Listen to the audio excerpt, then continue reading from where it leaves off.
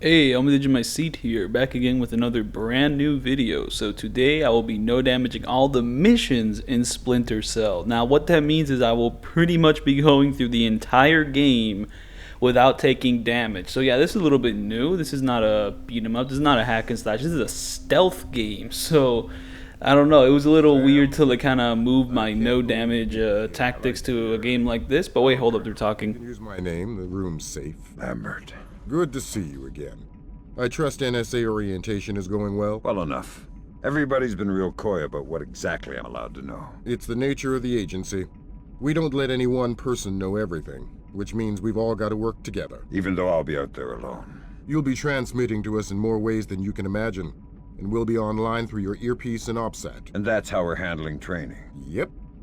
Sorry to make you run the course. I know you've been taking care of yourself. I haven't been in the field in years. Sure. But tradecraft is something you don't forget. It's like riding a bike. Or wearing high heels. Be careful, Fisher. Everything we say is being monitored. You know how nervous the brass is about exercising the fifth freedom. I'll be good. Be better than good. Third Echelon is a brand new initiative. The role aggressive intelligence operations will play in NSA's future will depend largely on your performance. I'll see you on the far side of the course. So yeah, that cutscene is unskippable. So yeah, you kind of have to sit through that even if you're like replaying the game. And also this training mission is unskippable. I don't know, maybe I could have skipped it if I had played from hard from the start. So I don't know.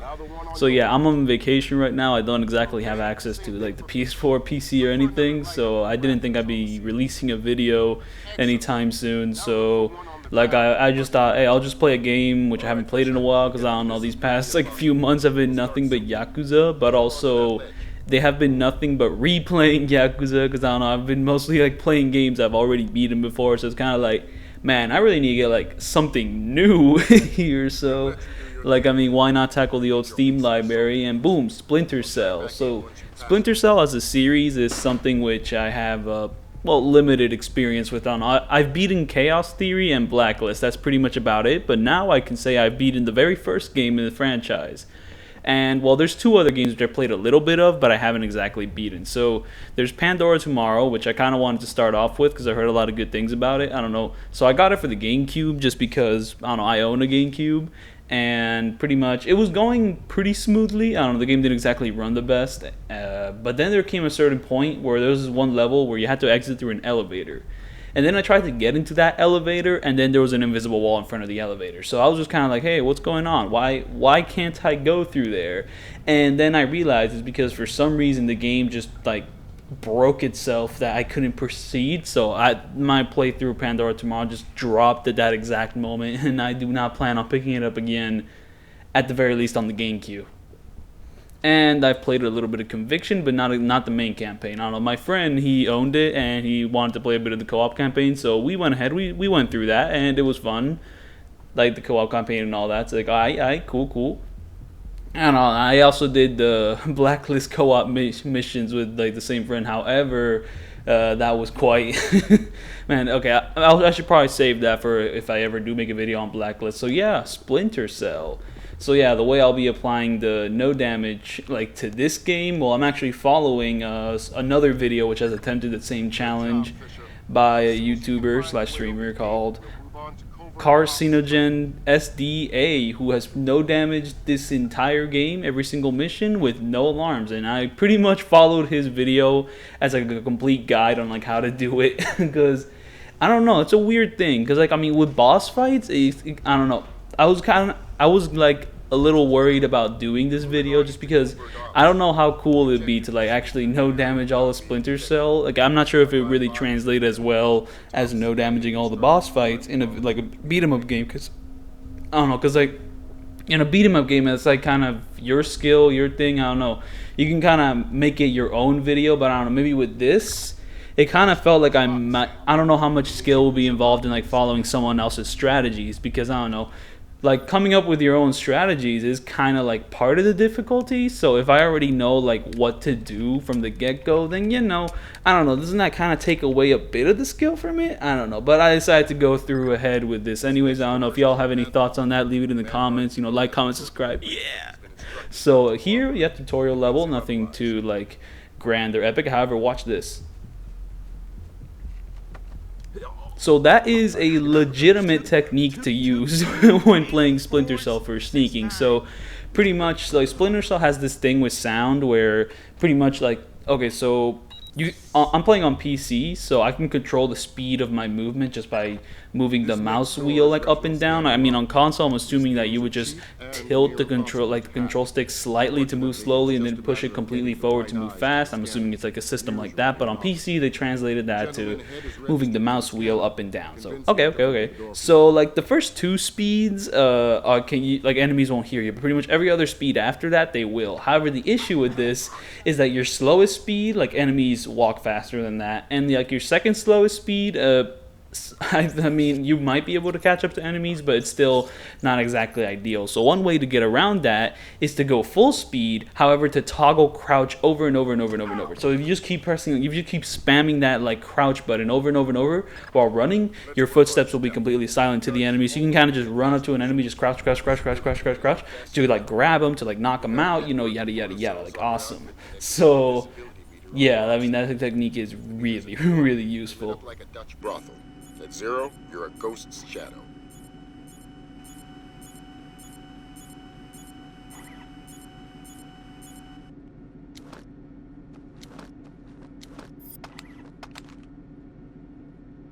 So yeah, this game's stealth is based on light and shadow, just like the Thief games. So it's kind of like a modern evolution of that, because I don't really know of any like other like games at this time which really like went ahead with like Thief style of stealth. Like I don't know, when it came to like the 3D renaissance of stuff, there was like Tenchu, Metal Gear Solid 1, and Tenchu, Metal Gear Solid 1, and Thief: The Dark Project. So those are like the big first 3D stealth games. Now I don't exactly have a complete like encyclopedia of like every single stealth game that came out after like that big boom. But I can't really think of any like major franchises which really like tried to go ahead with like Thief's shadow-based stealth. So like I don't know, I mean, you went from like that big 3D boom to franchises like Hitman, and well, just the old favorites. Like I think Tenchu might have gotten a sequel. Metal Gear Solid definitely went ahead. And yeah, the Thief games had a few more games. I mean, to be fair, there might be some niche game which might have incorporated shadow-based stealth. I don't know, but like the big major like big stealth games didn't really involve any type of like stealth gameplay. So here's the kind of Splinter Cell kind of trying to take that piece of the pie. However, speaking of taking a piece of pie, so this game was made by Ubisoft, and from what I'm told, this game was kind of like an attempt to kind of take a bit of like that Metal Gear Solid fame for like themselves, because like Metal Gear Solid like was huge back in the day. I mean, to be fair, it's still huge now, like all the new entries, but like I mean, Metal Gear Solid came out, like it was like a massive success. So I mean, Ubisoft, I guess, like I mean, when Metal Gear Solid 2 was like about to come out, like, or did come out, I don't know, like they were like, okay, we gotta get some of this, like, you know, like money coming in through us. So it's pretty much like hey yo, let's make our own type of stealth game. But like it's just really interesting that they decided to bring back light and shadow stealth, and this really does give Splinter Cell like a bit of an advantage, because I mean, just light and shadow stealth is just such a cool idea. And another cool idea is just like the modular, I'm not sure if modular is the right word to describe it, but like I don't know, I mean, in some modern games, like the light systems, like, you know, are kind of binary. Like you're either completely hidden in shadow or you're completely exposed, and there's no like middle ground. But like here in Splinter Cell, you have like this nice little middle ground where you're just kind of like, I don't know, I mean, you could be a little risky, you could kind of be in like a little bit of a middle ground type state, or, you know, you could be like completely hidden or completely like exposed. And then another great thing about this system is how you manipulate your environment in order to actually hide in stealth, because this room is really quiet. We have to be really, really quiet. So the great thing about the light and shadow stuff is that you can like shoot out light bulbs, and like that's a really nice detail. You can shoot out all the light bulbs in the game, though that's not necessarily true, because sometimes there's certain light bulbs that just can't be destroyed because they're built better. So yeah, okay, we're done with that. So yeah, like I mean, the great thing about the light and shadow stuff is how you can like manipulate your environment to better like suit your sneaking needs. So yeah, you can shoot out light bulbs. You can turn off like, you can just like turn off light bulbs. You can like switch off like light switches. Like I don't know, I just love that kind of interactive stuff. Okay, I'll get into it later. So anyway, so we're gonna talk with this guy. Yep. Sam Fisher, let me introduce you to Vernon Wilkes Jr. Hello. Hey, I've heard crazy things about your work. I hope you don't mind. I told him some of your stories from Kuwait. We're all friends here. Right on. Junior Wilkes is a longtime NSA employee. He'll be your wheels, wings, and weapons. He coordinates transportation and equipment. Great. For sure. Man, you must be itching to get back out in the field, huh? It's all I'm good at. Well, it's all we need. Welcome to the NSA. I'm sure things are going to come together famously. Third Echelon is a brand new initiative, and we're going to have a lot to prove. Right. The two of you will be Third Echelon's first team on the ground. Be ready for it, and do us proud. Welcome to the NSA.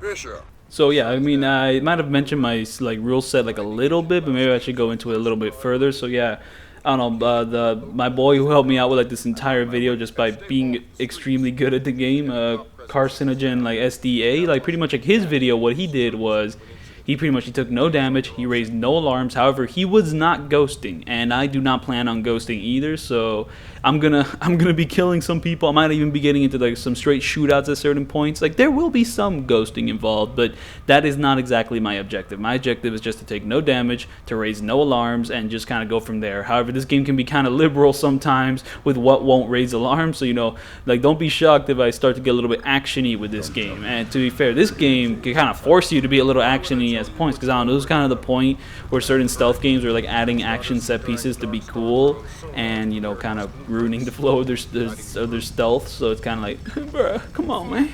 Like I don't know. I mean, Metal Gear Solid kind of suffers from that, but I don't know, Metal Gear Solid also kind of plays into some more goofy stuff, so I don't know that the action set pieces kind of work a little better there, though to be fair, there's some pretty obnoxious ones in the second game, and in the first game as well, so I guess Splinter Cell kind of copied that, just to be like, hey yo, we're like a military shooter, but we're stealthy though, you know what I mean, we're stealthy, but we got shooting sections, you know, like let's go. So anyways, this part's kind of a set piece where it's just like, yo, the building's burning, the building's burning, the building's burning, man. Oh wait, but my rule set, so okay, so yeah, I'm gonna go for no damage, no alarms, but everything else I'm gonna be a little more free to do. So anyways, I'm going to waste like nearly my entire mag here trying to shoot the ceiling because I have no idea what to do at this point. Like I was following like the dude's like video, like kind of, you know, point for point, but sometimes I forget what he does because I don't know.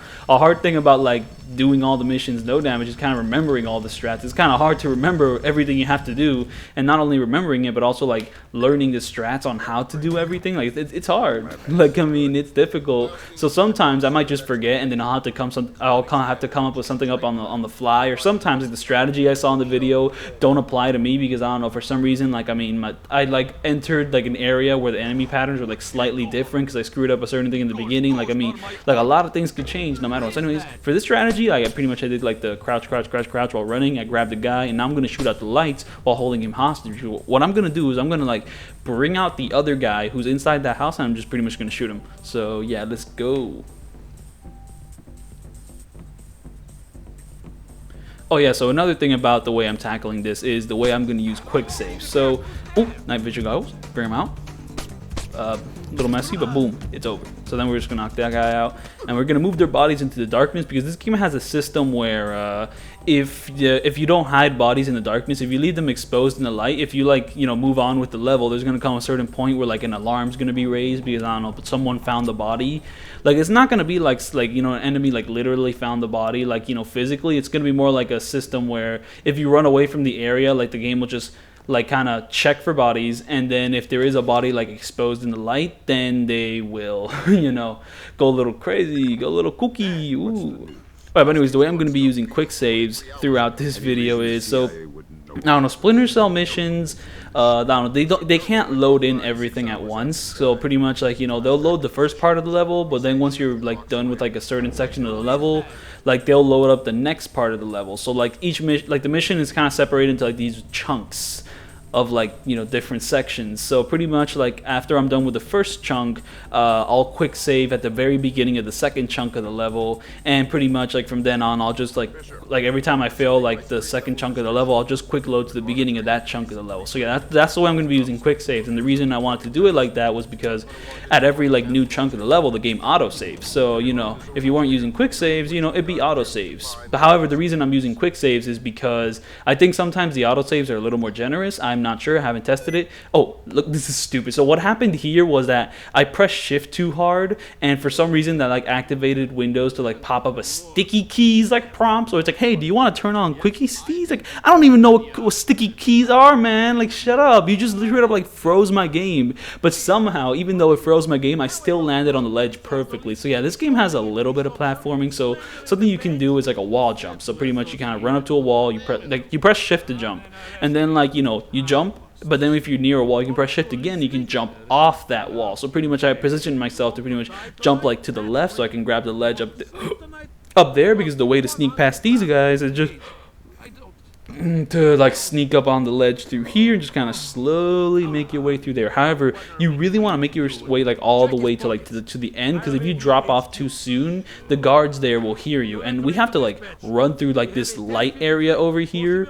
And if like the guards hear us, then we're not gonna have a chance to run through this light, because they'll be like looking straight at us, so they'll just know we passed through there. So anyways, here I'm waiting for a guard to show up, but he won't show up until the enemies are like done talking. So yeah, that's pretty much how I'm going to be using like my quick saves. Just pretty much at the beginning of a level chunk, I'll just, you know, save there, and then I'll load from there, and then I'll just pretty much do my attempts from there. So yeah. However, there are 2 times where I break this rule. I don't know, one time for like, I'd say a pretty understandable reason. The other time, maybe less so, I don't know. But I'll tell you when I did it. So yeah, that's just how I'm going to be tackling that. So yeah, just that enemy shows up, then I sneak past him. Very nice. However, this level, I mean, I'm not sure if I actually raised an alarm, because I don't think this system isn't like an alarm per se. But what happens was that citizens like will sometimes be looking out their window, and if you're like in the vision of the citizens, they can sometimes like alert the guards that, hey, yo, there's someone's real suspicious there. You know what I mean? They got military gear, but they don't look like one of ours. Let's go. So yeah, so here like, oh yeah, so I don't know, sometimes you have to enter codes to enter through doors and all that, and the way you would get those codes is like through multiple ways. I mean, to be fair, by multiple ways I mean you either go to a computer to kind of check the information out, or you interrogate a guard who might have the code. However, me, because I'm replaying this game, well, I already know all the codes, and by know all the codes I mean I just copied them off the video I saw, because like there's no way like I'm gonna be like grabbing guards if I figure out that information in real time. Like, I mean, this video is by no means a speed run. I'm definitely taking a slower approach for like stealth and no damage, because man, during that speed run, I mean, the dude took damage, you know. And also, I'm not sure if I'm ready to like commit myself to like speed running Splinter Cell. Like, I mean, it's hard enough doing like what I did here, so like, oh man. But yeah, but however, I will be taking like a little bit of a speedy approach. I mean, I think a lot of the murder could kind of account for that speedier approach. So here, like, I screwed up the tactic, which like I was trying to go for. Like, I don't know, the way like the dude did in the video, like I just straight up forgot. But like, for some reason I got myself caught by that one guard when I was trying to get to this area, and then that one guard called up all his other guard buddies, and it's like when his buddies come over, I'm like, oh man, like I don't know, I got a little scared, so I was just hiding in that corner for a super long time. But now I finally got out here, and now we have a civilian walking through, and it's just like I don't know, I mean, there comes a certain point where like I forget the strategy in the video. Like, I don't know, the way I would tackle each mission is I would watch like his walkthrough of the mission first, and then I would go for the mission. And then like if the first section's too hard, I would rewatch how the dude did the first section, you know, like, I mean, rewatch it once and then trying to keep every like tactic he did in mind, and just kind of running through it myself, just kind of like, you know, going through the memorization patterns, you know, like, yeah, you do this. But at a certain point, sometimes you just forget. Sometimes the strategy, like, you forget how it works, like the intricacies of it, so you just got to come up with something on your own, like on the fly. And sometimes that ends with failure, but sometimes you end up with it, like, you know, end up with success. Though sometimes success might be dragged out and you know, screwed up time wise, but you know, it's success, and I'll take it.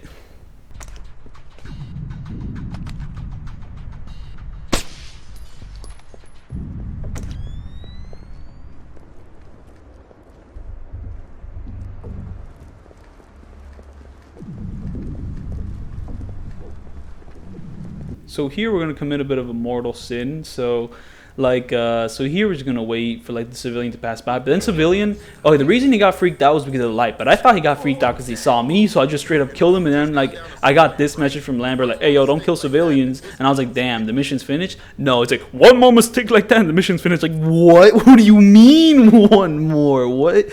I don't know. I thought that was a kind of mistake which like after you commit it, bro, it's over. Like the mission would just like straight up fail. But no, like Lambert's like, okay, you can have one.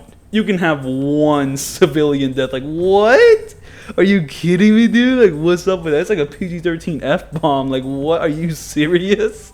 Like, okay, I guess. I mean, hey, let's go. Oh, yeah, that alarm thing. So, yeah, I mean, if a civilian sees you from their window, they can pretty much alert the guards. Like, hey, yo, this dude, he doing stuff. So, I'm not sure if that's really an alarm per se. Like, it's not really an alarm, so I'm not going to count it. So, anyways, do a little bit of platforming, though I screwed it up because I landed too far. And we're going to load up the next level chunk, pretty much the final level chunk of this, like, mission. So yeah, if you see these weird transitions from like level chunk to level chunk, that's because I'm quick loading. And like, I don't know, weird thing about the quick loading is that for some reason like it loads up the audio of like that certain moment straight up into this moment for like a split second. So anyways, here we're gonna go bop bop bop, bam, boom, it's over.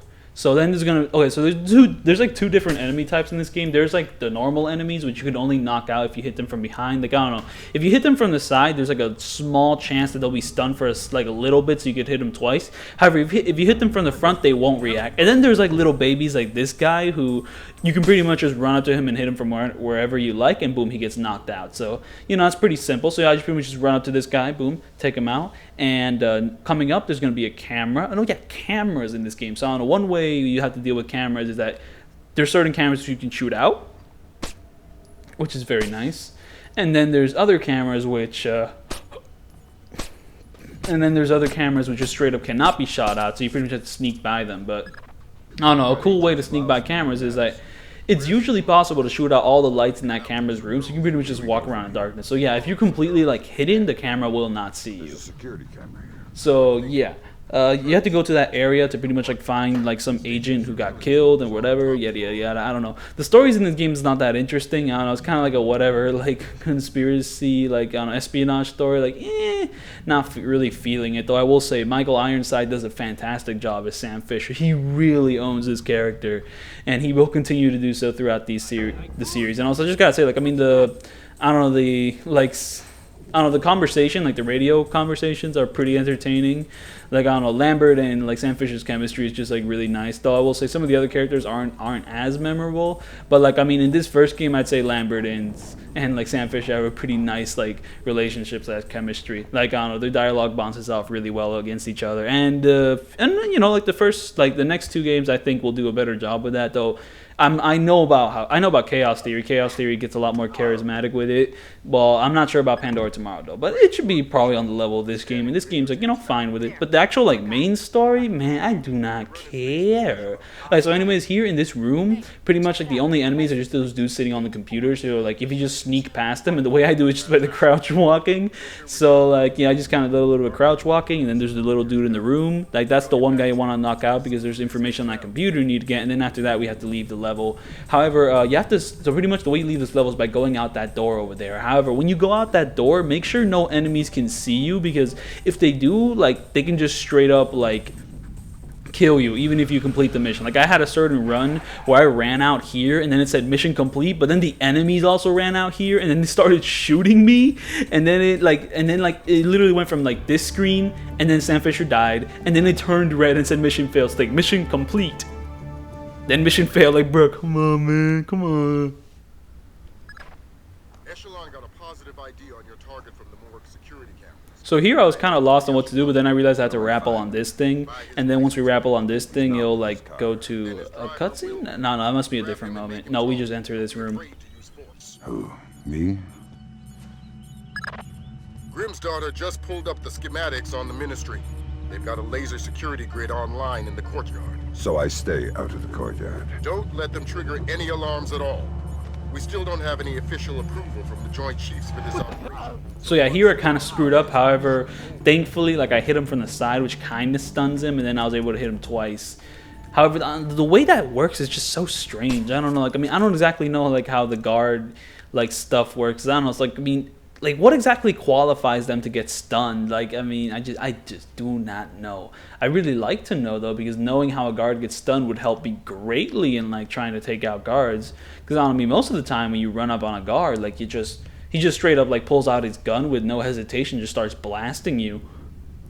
So here we're just gonna ignore those two guards. Like that, one of those guards in the hallway will come back downstairs later after we're done interrogating a certain person here. Now the only threat, like right now, which is gonna be down here, are the cameras. So pretty much just kind of, run through. But like once you spot a camera, shoot it out quickly, just to give yourself some safety. But after that, we're pretty much safe. Like I don't know, the one guy who's gonna be down here, he's pretty much like one of those like babies who can get knocked out immediately. Though to be fair, our goal is not to knock him out immediately. Our goal is to interrogate him. So however, here there's like no enemies to protect him, so all you have to do is run up to him, like run behind him, and then boom, just grab him and start interrogating him.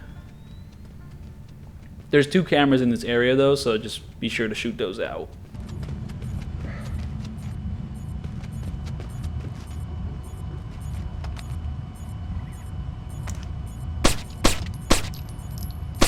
Oh yeah, so I don't know, this game has a certain mechanic where the pistol is just stupid inaccurate. I'm assuming they put it in so that you don't get into shootouts. Hey, you gotta sneak through this area. Like, I mean, we don't exactly want you to go all like shooting people. However, like, but you don't just use the pistol to shoot people though. You use it to like, shoot out lights and all that. But when it starts to act like inaccurate, like, sometimes when you're trying to shoot out lights, like enemies will like hear the sound of the pistol. I mean, it's silenced, so they won't exactly go crazy over it unless you're like really close to them. But like, like the sound of like a light bulb like being shot out, or like you missing and hitting a wall, like, they'll start to get suspicious, and then things will start to get like, a little weird. Because once they're suspicious and you start shooting it again, boom, then they will like start going aggro, and it's like ah. So yeah, the pistol's just like stupid and accurate. Even if you have your reticle like perfectly lined up with a light bulb, it will still miss. I'm pretty sure like you witnessed some of that like during my playthrough like the previous level, but it's like, it's ridiculous, man. Like, I mean, I get what they were going for, but like, man, come on. Like in the beginning, you only really have your pistol to like shoot out all these lights and all that. Though to be fair, I'm pretty sure you can use these objects to shoot out lights, but like, why? Like the object also attracts attention, and sometimes you don't want to attract attention, man. So yeah, here we have a guard who like shows up after you interrogate that one guy, and now we just can hide this guard's body in the shadow just so that the body check doesn't get him. So yeah, body check, like pretty much once you like move forward with the level, the game will check for bodies in like light, and if there's a body in the light, boom, they'll raise an alarm, and we do not want any alarms. So yeah. So yeah, this pistol's just mad inaccurate, and like at this point of the game, it's the only weapon you have. You get another weapon later on, which could have some inaccuracies as well. However, it also has like a sniper mode, and if you're in sniper mode, like if the reticle's over the light bulb, it's not gonna miss. So you do get a more accurate weapon later on, but like right now, all you got is the pistol, man. And this pistol's just so inaccurate, man. Like, come on, it's not fair.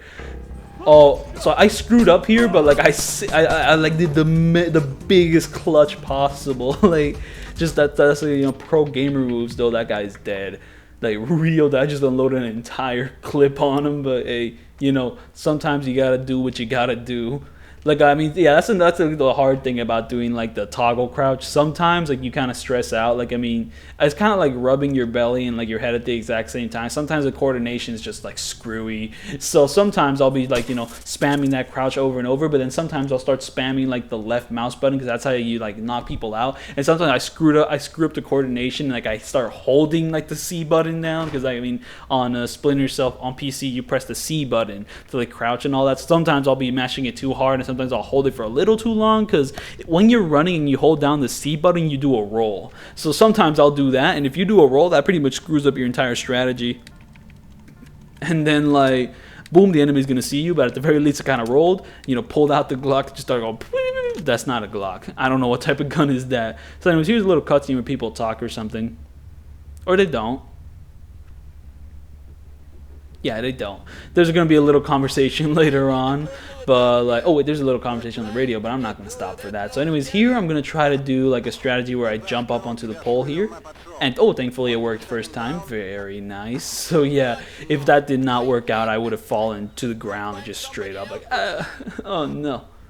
So yeah, I was talking about something. So the pistol being accurate, the the big gun being accurate. Like, okay, but the problem with like the big gun is that like it's more accurate. However, it's somehow louder than your pistol. Like, I don't know. There's certain points where like if you shoot lights out with a pistol, enemies will be slightly suspicious. But if you shoot lights out with a big gun, enemies will get extremely aggressive. Like stupidly aggressive. Like just straight off the bat. I don't know. The way enemy aggression works in this game, like I don't know, I learned a few of these things from like carcinogen SDA. I hope I'm not mispronouncing that name, because like that dude is pretty much the only reason I was able to make this video in particular. So like I don't know, the way he described enemy aggression is that it's like there's three levels to it. Like one is like they're not suspicious of you at all. Two, they're getting a little suspicious. Three, they're just full on aggro and want to shoot you. But like the way these things get activated, so anyways, here I'm gonna shoot out that light to like attract the guard, and pretty much the guard, he's gonna go to the light switch and he's gonna try to turn on the light, and well, that'll create a like area of darkness in the place where like I shot the light out. However, when he's turning on the light, that pretty much gives us a chance to sneak up on him and pretty much just knock him out for good. So you know, here, pop, boom. So yeah, he's gonna turn on the light. However, the light's only gonna turn on in the other area. This part's gonna be in complete darkness. You know, very nice. So yeah, the way enemy aggression works, you know, 3 levels. However, the way they get to these levels can be just utterly strange. Like I mentioned that, you know, if you shoot a light out, they could start to get suspicious. You know, if they hear you like running around too fast, like too close to them, they might start to get suspicious.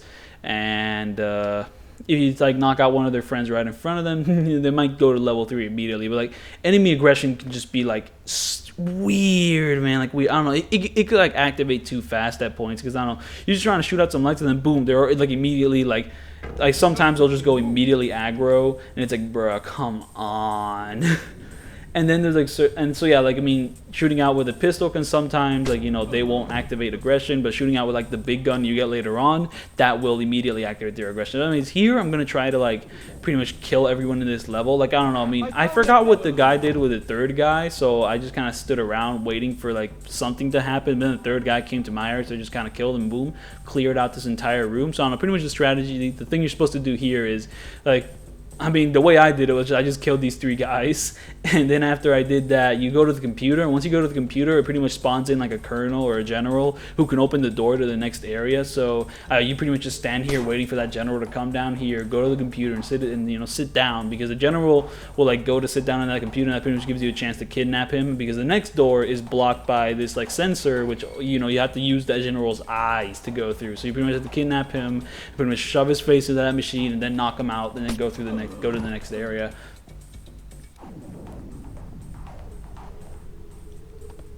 So yeah, however, the general is going to take a very long time to get here, if he even is a general or colonel, and I forget.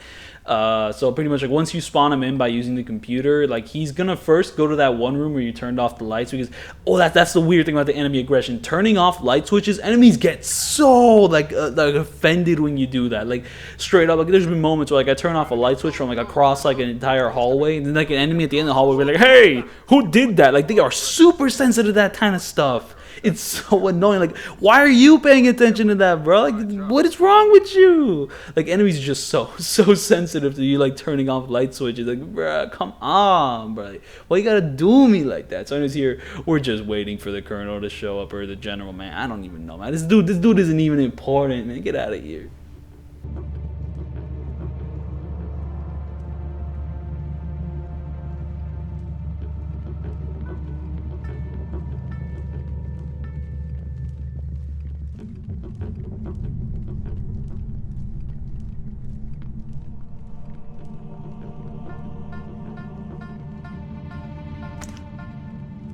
So yeah, I gotta say, getting this game to run was okay.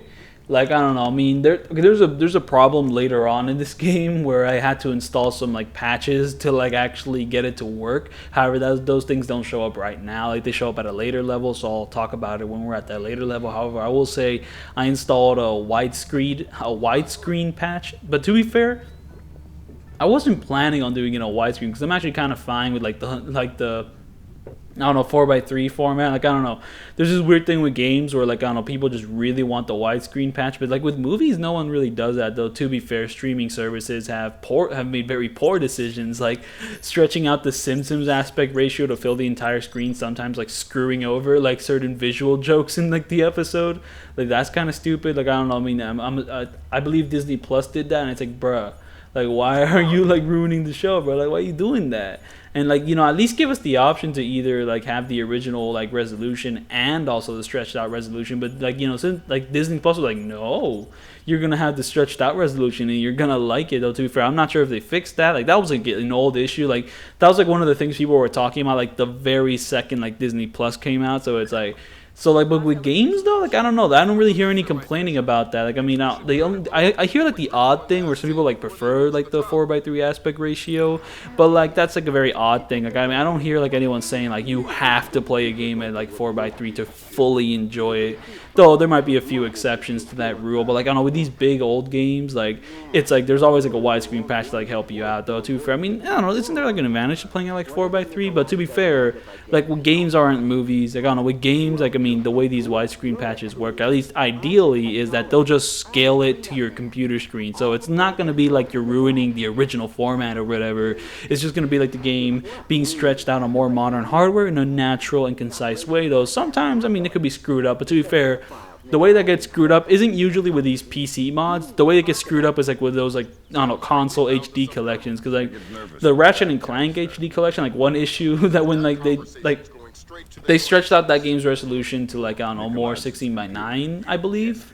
But, like, an issue that came about that is that the cutscenes in that game were not really meant to be seen in 16:9. They were meant to be seen at, like, 4x3. So when they stretched it out, there's just, like, models.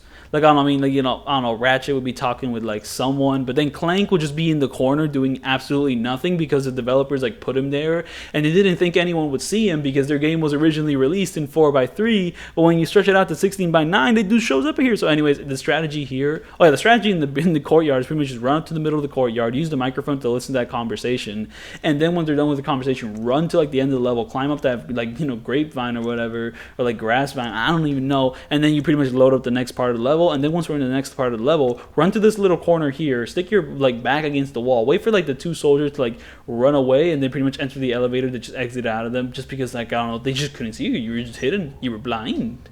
And we're just gonna little runny circles here, and then the next part of the level is gonna be a little complicated.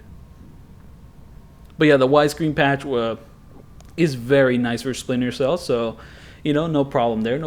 I think it looks very nice. So, I mean, if there's any, like, big issues, you know, I mean, I'd be interested to hear about them, but I do not think there's any big issues. Anyways, here we're going to use, like, a lockpick, which just immediately, like, works, and this is one of them fast lockpicks, just because there's going to be a guard, like, inputting, like, a code to, like, go through a door, like, right next to us, and we're going to see that guard right now. So, yeah, look at that guy. He just entered the code to go through there, but we're just going to drop in. Boom. Bap. So, yeah, there was a code there, though. I don't know if you can actually learn the code to go through that door. I think you do have to go to, like, this pipe instead of, like, actually, you know, learning the code to go through that door. There was a funny glitch when I was, like, running through this game for the first time where the guard would try to open the door, but I was, like, right in front of the door, so the guard couldn't do anything. He could not open the door, and the fun thing is I could actually like hit him through the door. So I pretty much just knocked him out from, like, across, like, the glass, even though I didn't break the glass. Like, bro. So anyways, here I'm gonna do, like, a weird thing where, like, I don't go too down on the glass, because I think if you walk too much on this glass, it'll break. And pretty much the way this glass breaks is you shoot it twice. However, you walk on it too much, like, shooting it once might break it. However, here I just kind of landed on, like, air, so I'm just kind of standing on air. That was funny. So yeah, you have to kill that guard, like, you know, when you enter this room, because if you don't, that guard will, like, start shooting you, damaging you, you know, whatever. And that's when the pistol being inaccurate gets annoying, because, you know, I'll just be like, I'll have my reticle perfectly aimed on his head, and it's like, oh, miss. Like, bruh. Like, I mean, it's realistic. I mean, you know, I mean, I'm no sharpshooter myself. I mean, if I was in that situation, I'd probably have the reticle straight on the head and still miss. But, like, bruh, come on, man, I had the reticle straight on his head. So anyways, here, there's going to be an ambush. There's going to be, like, 3 or 4 enemies coming into the room. However, we're just going to hang off the side of this ledge and pretty much just wait it out. Alert! All men to full alert! We have an intruder in Nikolaj's office! Wake up, you bastards! I want troops in there now! Gringo, sir. I've got 3 men about to breach Nikolaj's office.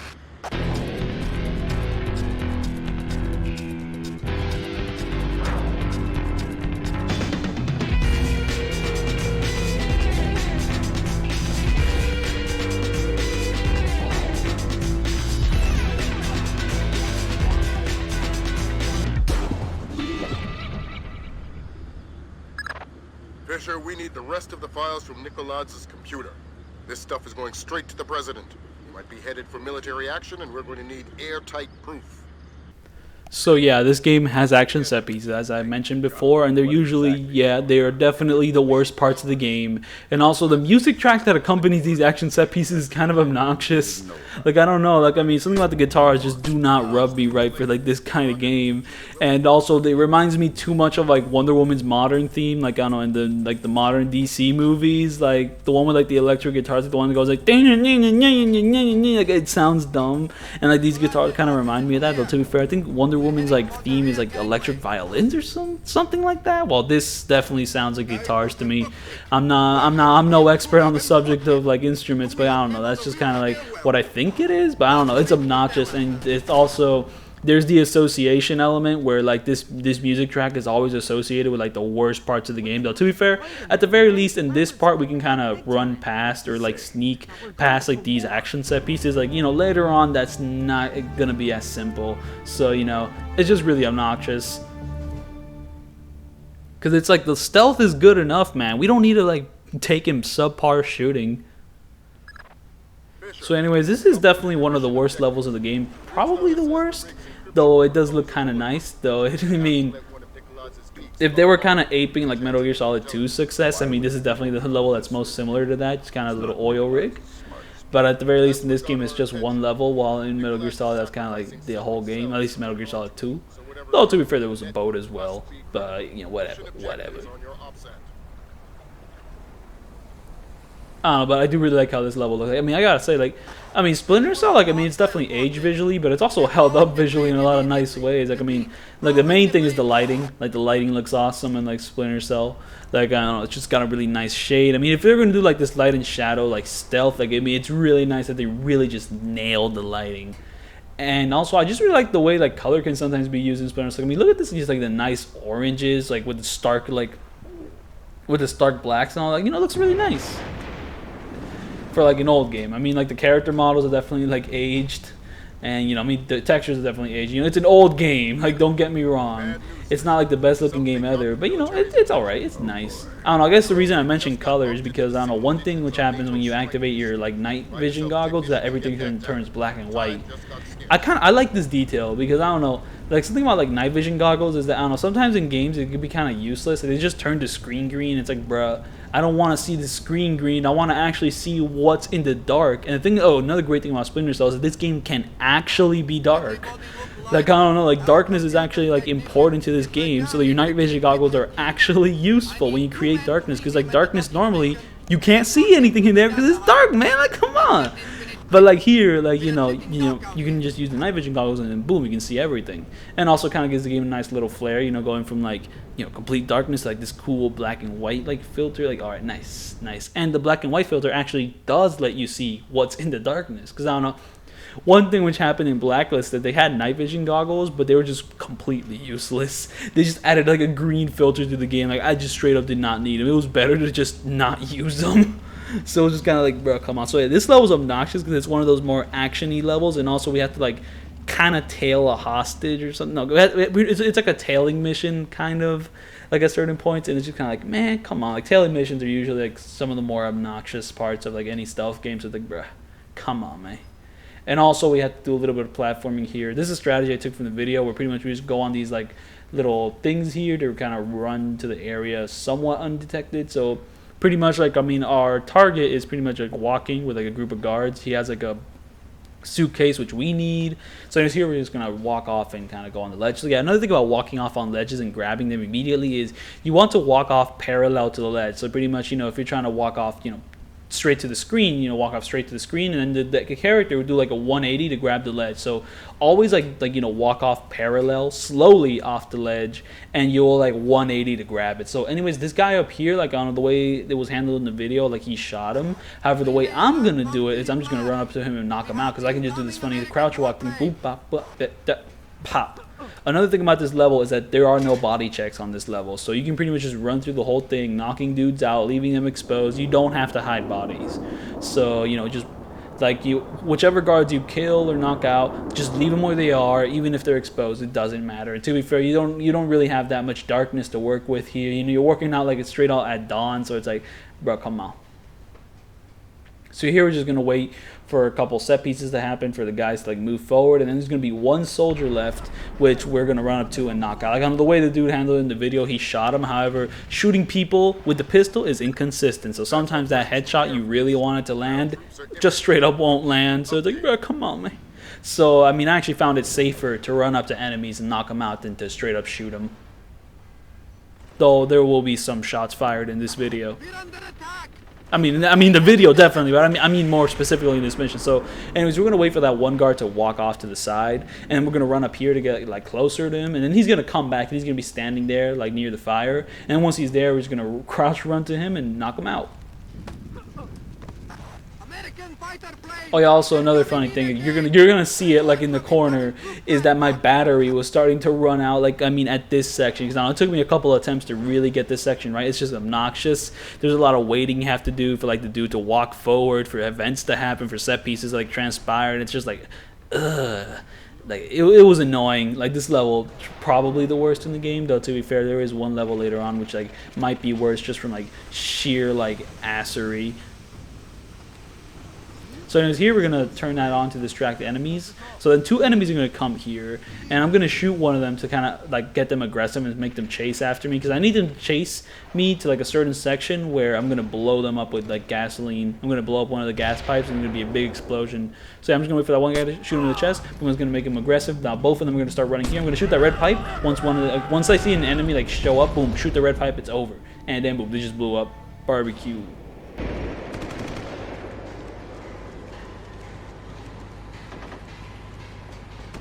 Won't open. Unlock it, you nit. I think it's broken. So yeah, here, like, I mean, like, the fire in this game's a little weird, because sometimes you can walk through it, sometimes you can't. Like, I don't know, it just depends on the path the game wants you to take. Like, I don't know, this game is definitely linear, which, I mean, is a little bit of a sad point, because, I don't mean, stealth games usually are at their best when they have a lot of, like, non-linear options. Though, I mean, it still is, like, a decent, like, stealth experience, though, to be fair. Once you run through it, like, once, you've kind of seen everything you have to see. Like, I don't know, I mean, you know, go through a little ghost run first, and then boom, that's pretty much it. I mean, there really isn't that much exploration in this first Splinter Cell game. Like, I don't know, future games will kind of open up a little bit, but first game's pretty linear. So yeah, here we pretty much have to wait for the glass to break, and then we kind of enter. You're going after that technician.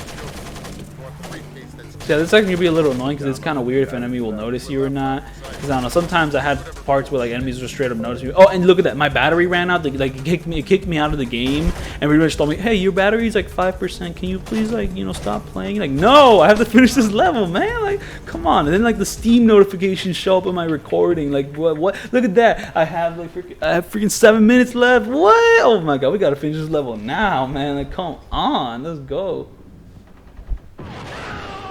So yeah, I mean, you just kind of go on the pipe, you know, you uncrouch on the pipe, pull out the gun, and yeah, sometimes the gun can be inaccurate, and when that happens, it's hell.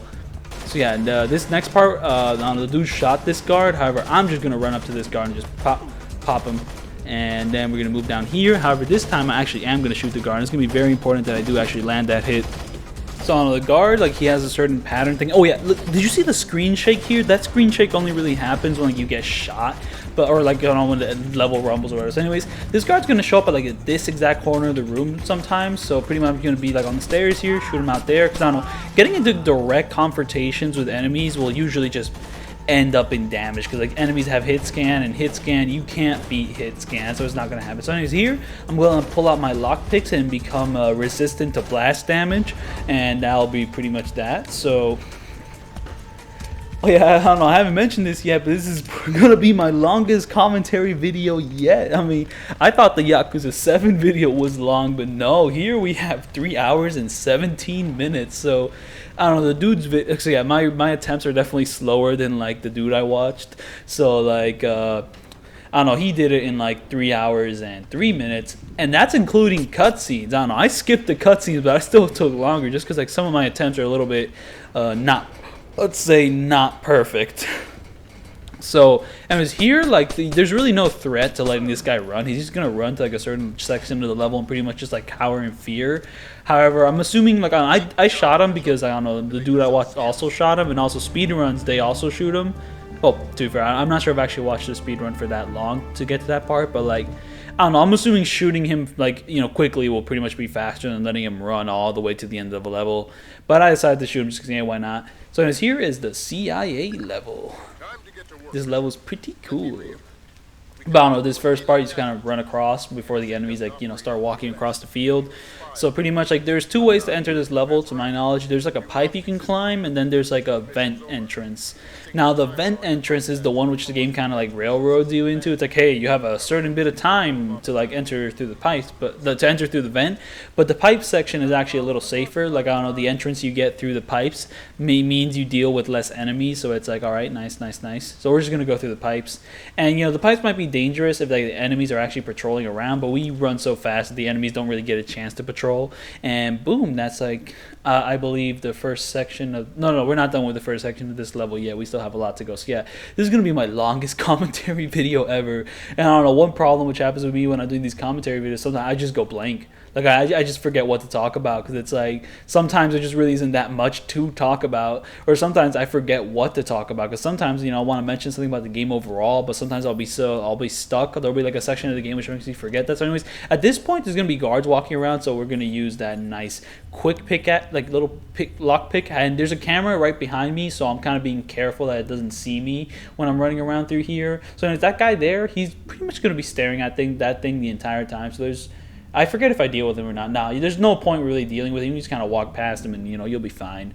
But yeah, like, I don't know, with these commentary videos, like, man, it's just so hard to, like, you know, talk about the game sometimes. Sometimes you, like, think you talked about everything, but sometimes you, and there's the parts where, like, I finish this video and I just forgot what I'm talking about. Or sometimes I forget to mention something which was really important throughout my run, like, I don't know, maybe a cool piece of music, cool piece of that. Because now sometimes, like, I mean, the cool thing which I want to talk about, so now I was talking about another thing, and at that certain point, it's like, oh my goodness.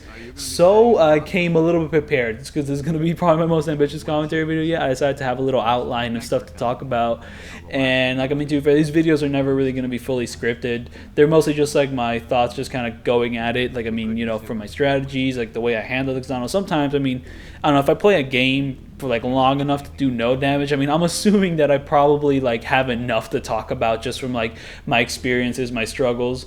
But then there's also my history with the game, you know, what I think about the game, you know, yada yada yada, and also maybe some other miscellaneous stuff I could mention along the way. But I mean, instead of like scripting this video, I decided to have an outline of like talking points to kind of go on through, you know, like a TED talk. You know, I'd say I'm pretty good at giving presentations. Though my presentation sides were not exactly up to par, but I'd say I'm a pretty slick presentation talker. I mean, hey, I'm able to make these commentary videos, so why not? So anyways, here in this room, you kind of just run to the right side. Like in the video, like carcinogen SDA, I don't know, he went to the left side, and he said that it was kind of a mistake. He said, hey, maybe I should have went through the right side, because the right side has less light. So I'm like, you know what, I'm going to take you up on that. I'm going to go through the right side. So I don't know, these little moments kind of make this video worth it. I'm not 100% copying that guy. Sometimes I'm coming up with my own strategies, you know, like, all right, nice. So yeah. I don't know, there's two guards in this room. One of them is going to go in the elevator, and once he goes in the elevator, we have to distract the other guard so we can knock him out. And once we knock him out, we're going to hide his body, and then we're going to call the elevator for ourselves to move on to the next chunk of the level.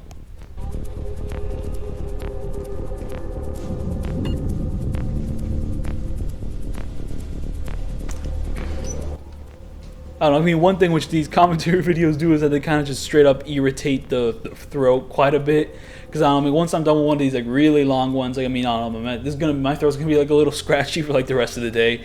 Though that I don't mind that too much. I mean, I'll drink a little bit of water, you know, you're all good. Just got word from our man inside. He says your F-2000's in place.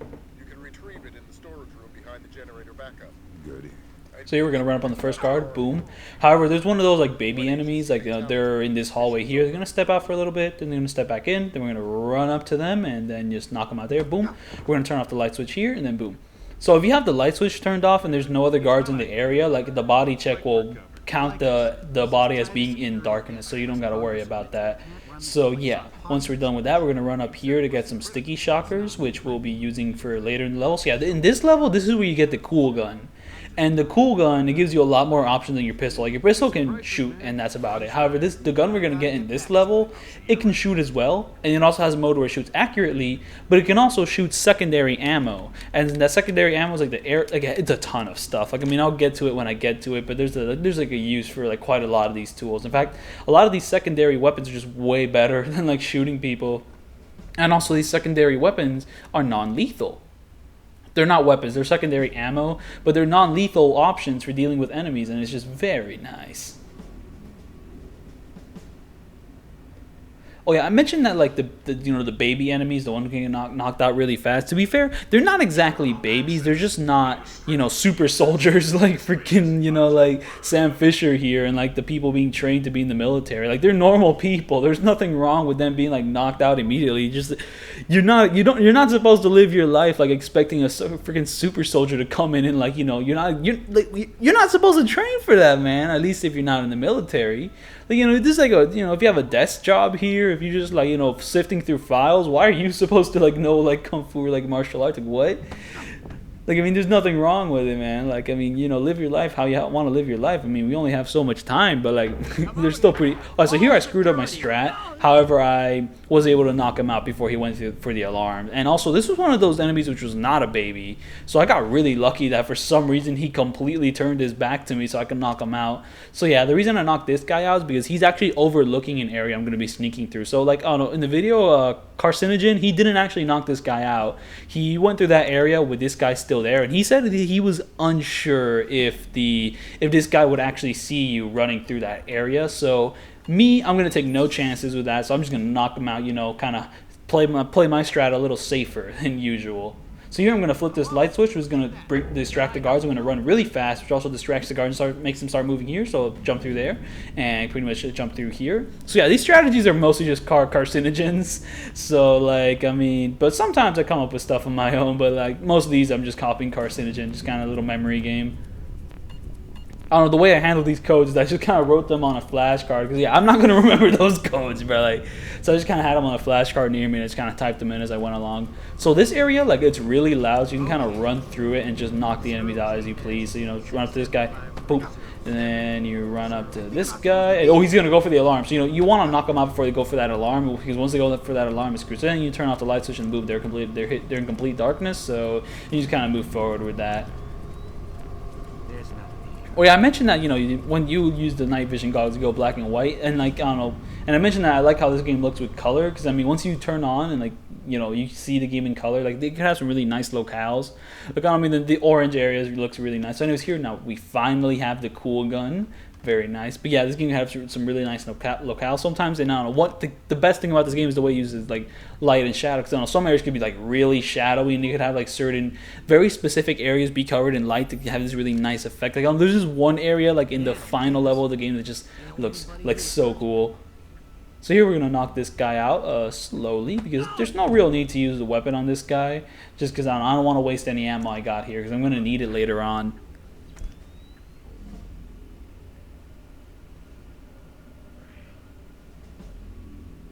Oh yeah, I mean, to be fair, yeah, this is my longest commentary video, but to be fair, this is my longest video just because, like, this ain't boss fights.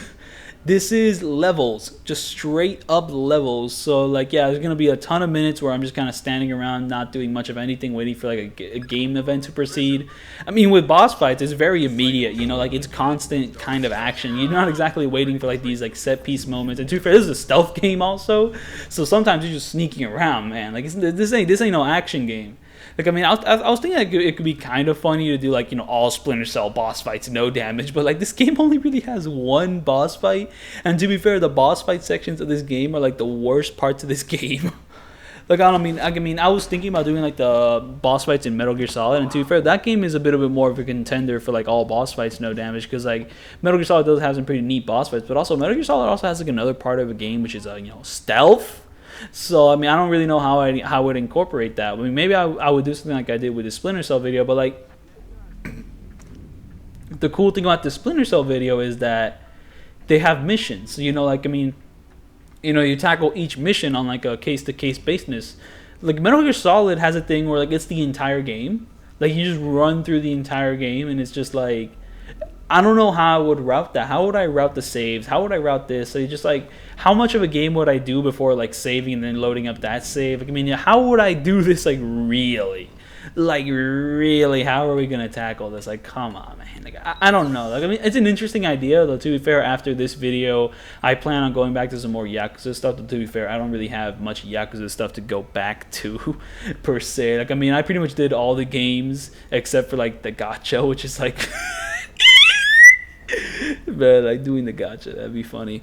But I don't know. I mean, I'm pretty much just gonna do like the Kuruhyo like secret boss, and then I'm gonna like, I don't know, do like the rest of the Amons or whatever, and that'll pretty much be it until like a new game comes out. Or maybe I might start doing like more long battle videos, and then maybe start doing a thing where I no damage all like the side quest boss fights, because there's like some pretty memorable boss fights in the side quests. Like in the second Yakuza game, you fight a bunch of baby man. Like, I mean, that is a boss fight. I mean, you could no damage it, you know, so I can maybe do that. But I don't know. I'm not really that interested right now. I might be interested in just tackling some new games.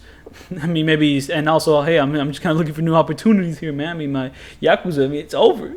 It's over. So, like, I mean, I'm just here experimenting with, like, stealth and just kind of, you know, imontheedge in my seat here, stealth. Like, ooh. And I don't know, I mean, I did want to revisit stealth somehow because, like, I don't know, stealth was, like, a big part of, like, my life because, I don't know, like, I mean, I am, like, the Yakuza guy, but, like, before I was the Yakuza guy, I mean, I was super into, like, Deus Ex, Silent Hill, I don't know, like, Thief, like, I don't know, I mean, I was a pretty big fanatic of, like, stealth games, and I kind of, like, exclusively kind of played through stealth games, like, I don't know, I've played through, like, I don't know, all the Thief games, though, to be fair, I haven't beaten the first one yet. Like, I don't know, I got stuck on that game. That game is just, like, ridiculously hard at points. But I have beaten Thief 2. I have beaten Deadly Shadows. And I did beat that horrible reboot game. Like, ugh. Like, I mean, you know, I made the Kiwami rant video. But, like, I'm telling you right now, like, whatever anger, whatever, like, displeasure I experienced in, like, towards the Kiwami games, it is nothing compared to the just boiling hatred I have towards that reboot game of Thief. Like, man, they just missed the point completely. They were so off base with that game, like on every level, like story, like characters, art style, whatever. But like, just everything else just so bad. Like the worst part of the Thief reboot is that Dishonored's like way more like accurate. Like there's a word for this. Is more like faithful to the Thief franchise, and Dishonored isn't really faithful to Thief. Like, I don't know, I really like Dishonored. It is a badass game, really like it. But, like, its stealth system is kind of simple. Like, it's pretty much just sight-based and, like, slightly sound-based. Like, I mean, there's no shadow, like, based stealth whatsoever. Like, sound manipulation really isn't that important. But to be fair, the Dishonored has a little bit more in common with, like, Deus Ex. So, like, you know, you have a bunch of tools. You can kind of mess around with those tools to, like, you know, manipulate enemy, like, patrol patterns and also huge levels. You know, like, Dishonored has a lot of really great points. But, like, its base stealth system isn't really Thief at all. So for that game to be more accurate to Thief than the actual Thief reboot, have they lost their minds? Like, what? Like that like point in general is just what gets me so mad. So anyways, here's gonna be a guard in that window, and the way I was planning on attracting him is, I don't know, I was gonna try to attract him somehow, but for some reason this dude just saw me because I was in light, so I had to take him out really quickly. I used a airfoil round, which knocks them out, so you can knock them out. Boom. So yeah, I guess I might as well talk about some of the secondary weapons. So you have these airfoil rounds where if you shoot them, like, you know, generally at their body, they'll be stunned for a little second, and then you can kind of run up and knock them out. Or you can shoot two of them to knock them out. However, if you want to knock them out in one hit with the airfoil round, the way you do that is by shooting an airfoil round straight at their head. And, you know, I forget. Okay, so like the secondary like ammo, they don't miss. Like, you know, if you have the reticle over the enemy's head, it will hit their head. However, those weapons, those like ammo types have an arc. So, you know, if you're shooting it from far away, it's going to like land in an arc. So you kind of have to account for that. So anyways, this room has cameras. So what I'm going to do is going to run like all the way to like the right end of the room, then run past that and then run to like the next part of the room to kind of avoid the cameras when, you know, when they're facing the wrong way, and just kind of go from there. However, one thing to account for is that there is like a guard in this area. He's like on the stairs, though thankfully he did not see me. So I mean, I was kind of like a little worried how I would like deal with him, but he was not much of an issue. So, you know, very nice, very nice. So anyways, more complaining about the Thief reboot. Bro, who thought it was a good idea to make the levels like lock you out of exploration? Like, are you serious? In a Thief game, I can't explore the entire level? Like, you're really gonna follow like a checkpoint based system where like after you reach a certain point, you're locked out from exploring the previous section of the level? In a Thief game? Are you stupid? Oh my goodness, that was so stupid. Like, I mean, I can understand that in like a Splinter Cell, but like, or like, but in Thief, are you serious, man? Like, oh my goodness, how could you do that? Like, why? Why would you do that? Why would you do that? Like, oh my goodness. So yeah, I don't know. My meddling here attracted that guard, but I take him out before he interferes. But now we gotta hide his body now. But like, it's like, oh my god, just really that kind of stuff in a Thief game, and then like the characters are like so edgy and stupid. Everyone says like actual swear words instead of like the funny words from like the original games, like Taffer and all that. Now they're saying fuck. It's like, like okay, bro, shut up. Like, it was made by Eidos, like Interactive too. Though to be fair, I'm not sure exactly which team developed the Thief reboot, but like it's like the same studio which like did the Deus Ex games, like, you know, Human Revolution and Mankind Divided. Those games are awesome. Like, I mean, you know, there's a few things to complain about when it comes to like, you know, maybe freedom in comparison to the original, but like those games are super faithful to the original. Like they're perfect like modern and like encapsulations of like the Deus Ex experience. But then you get to Thief and they do this. They made a worse Dishonored. Like, for real. Like, oh my goodness. I don't know. The only real like neat interpretation I've seen of the reboot game is that it's a more simplified Deadly Shadows. But even in that regard, Deadly Shadows is already a more simplified version of the first two games. So you're simplifying a simplified game? Like, are you serious? Oh my goodness. There's no nice way to look at the Thief reboot except for maybe like graphical quality or whatever. Like, I mean, okay, stupid. So yeah, I'm talking a lot about Thief. Maybe I should get back to more of my experience with stealth games. So yeah, I played through the Thief games. I played through the Hitman games, though I have mentioned that in a previous video. The Hitman games are awesome. The only ones I don't really like are like the very first one. Like the very first one just has a horrible save system and it's just kind of dated in a lot of aspects. Though it does have the, you know, the occasional nice level, and it you know, it had potential for something really great, which I think 2 really capitalized on. But 2 also has like a middle section which is just complete shit, just like Hitman 2 just has a collection of levels which is completely horrible, but it also has a lot of really great stuff in it. And you know, from then on the games were pretty good until Absolution, which was pretty Like, I mean, Absolution, I'm not as mad at it as like something like the Thief reboot, but it's still not very nice. It's just like a complete departure from what I actually liked about those games. So yeah. And then I played Alekine's Gun, which is very like crappy game. However, it encapsulates the niche I liked about the Hitman games. So I like that game a lot better than Absolution, even though on PS4 it ran at like sub 20 for no reason. You literally just enter a level with like barely any people and boom, sub 20 immediately. Like, are you kidding me? Maybe like, I mean, I'm sure that's not a problem on PC, but that game is still like buggy, glitchy. It's just so bad. But it's like more funny than like frustrating a lot of the time. So I don't mind it. And also the game has like flat out no personality. Like, I don't know, one thing about the Hitman games is they just have such a rich atmosphere. Like the second game has this really epic, like, you know, coming back feeling. You know, when a big part of the Hitman game is just their music. It's like, oh my goodness, the Hitman games have such amazing music. But you know what other game has amazing music?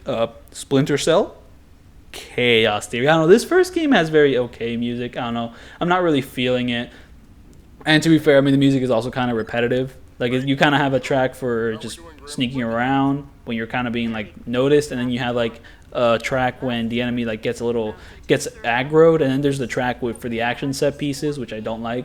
So I mean, like, you know, the music is limited, and also it's kind of like, okay, whatever. Like, I don't know, the soundtracks wouldn't really come into their own until Chaos Theory, and then, you know, it would pretty much peak with Chaos Theory, like a lot of things in Chaos Theory. So anyways, here we have to tail someone. So yeah, another tailing mission, pretty annoying.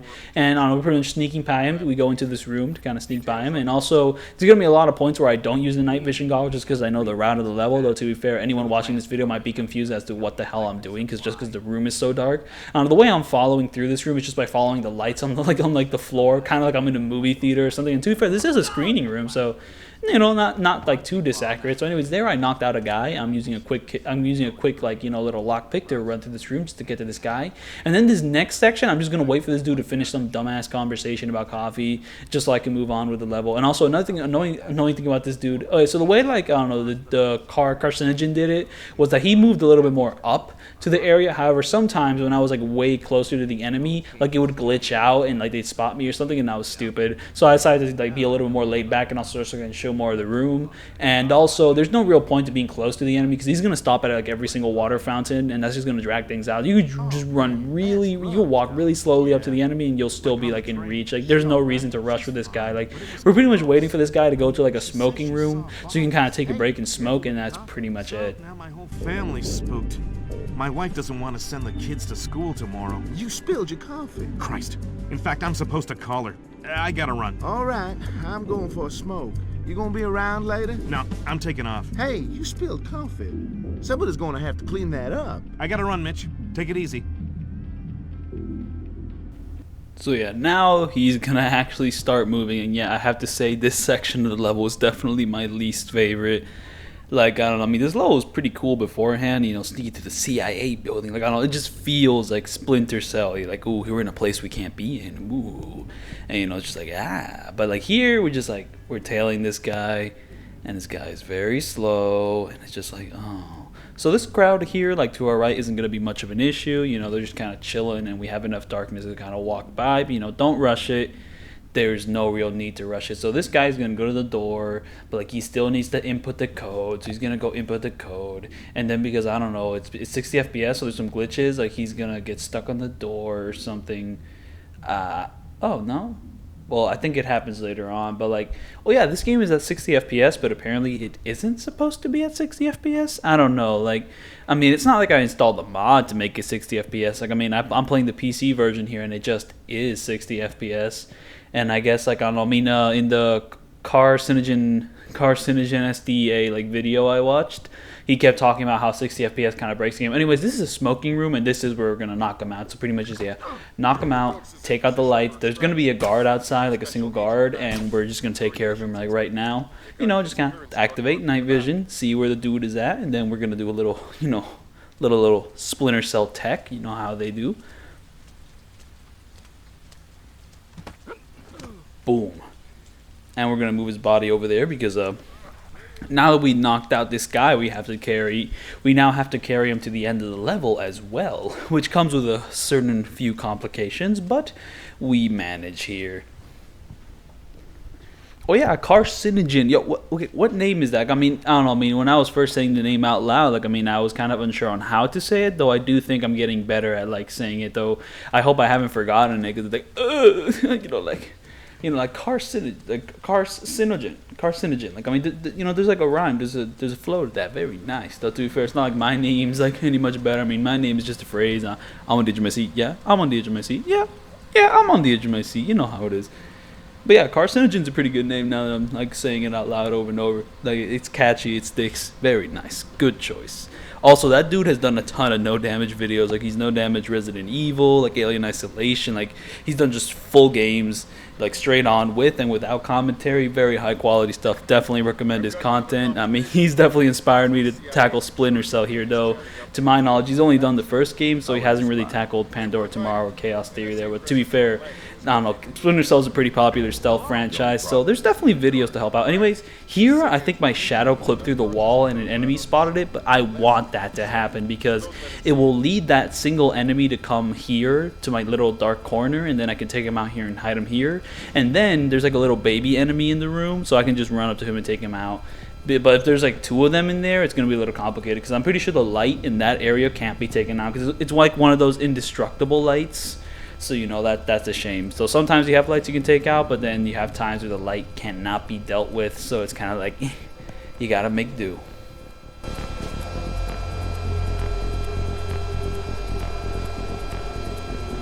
So here's our boy, and there, we're going to shock him. We're not going to kill him. Thankfully this time, we're just going to shock him.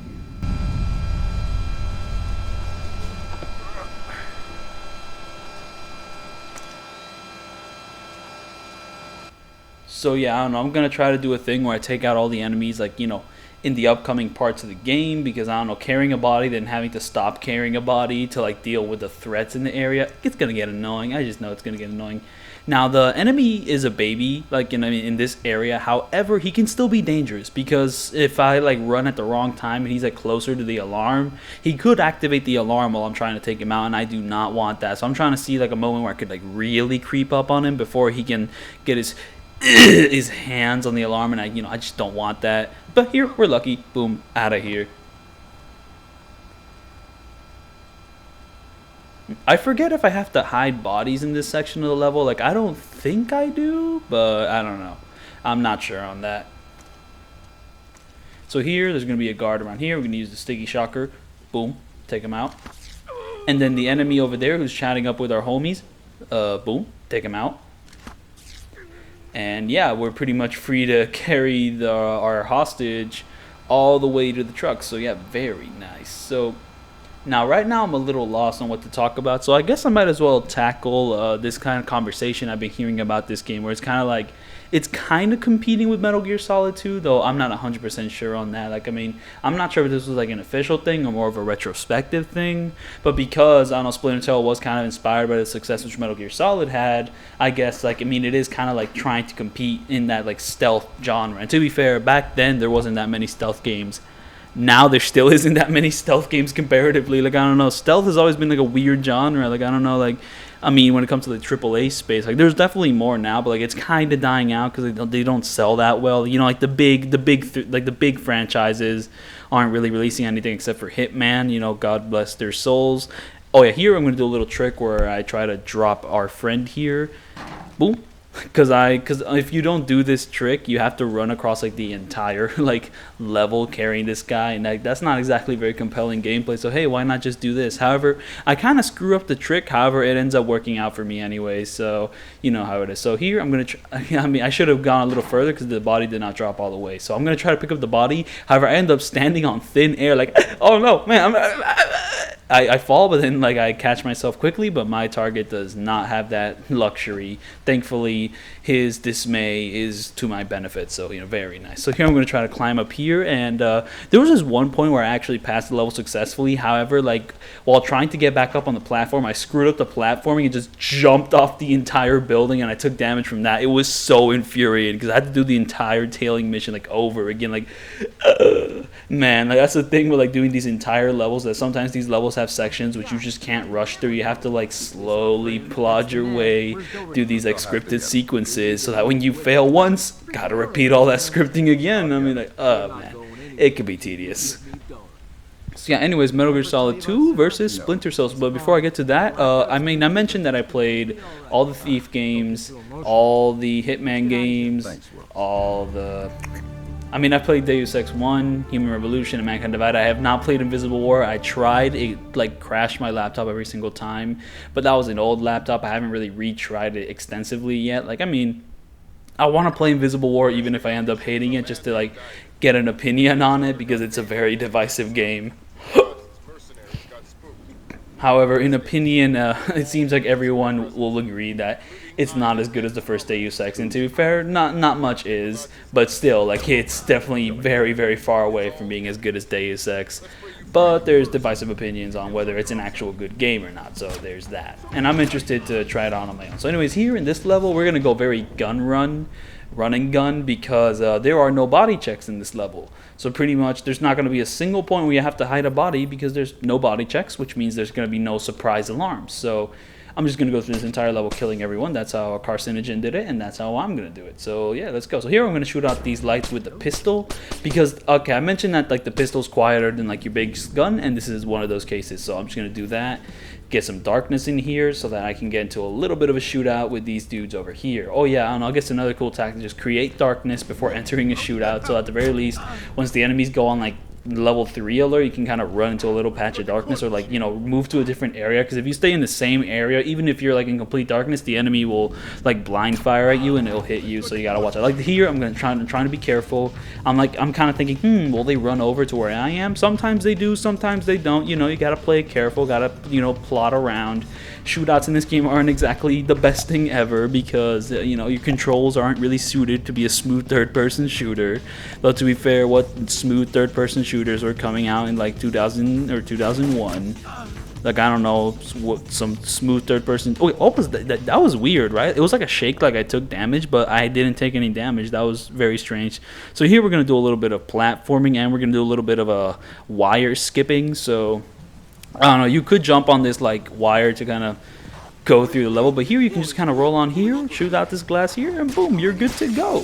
So there's an enemy across the hall. I try to shoot him through the glass, but sometimes you can shoot enemies through the glass, sometimes you can't. So I don't know, weird coincidence, I don't know. But like, anyways, he enters the building anyway, so I can just do that. Boom, done, it's over, and we're gonna move on to the next section of the level soon enough.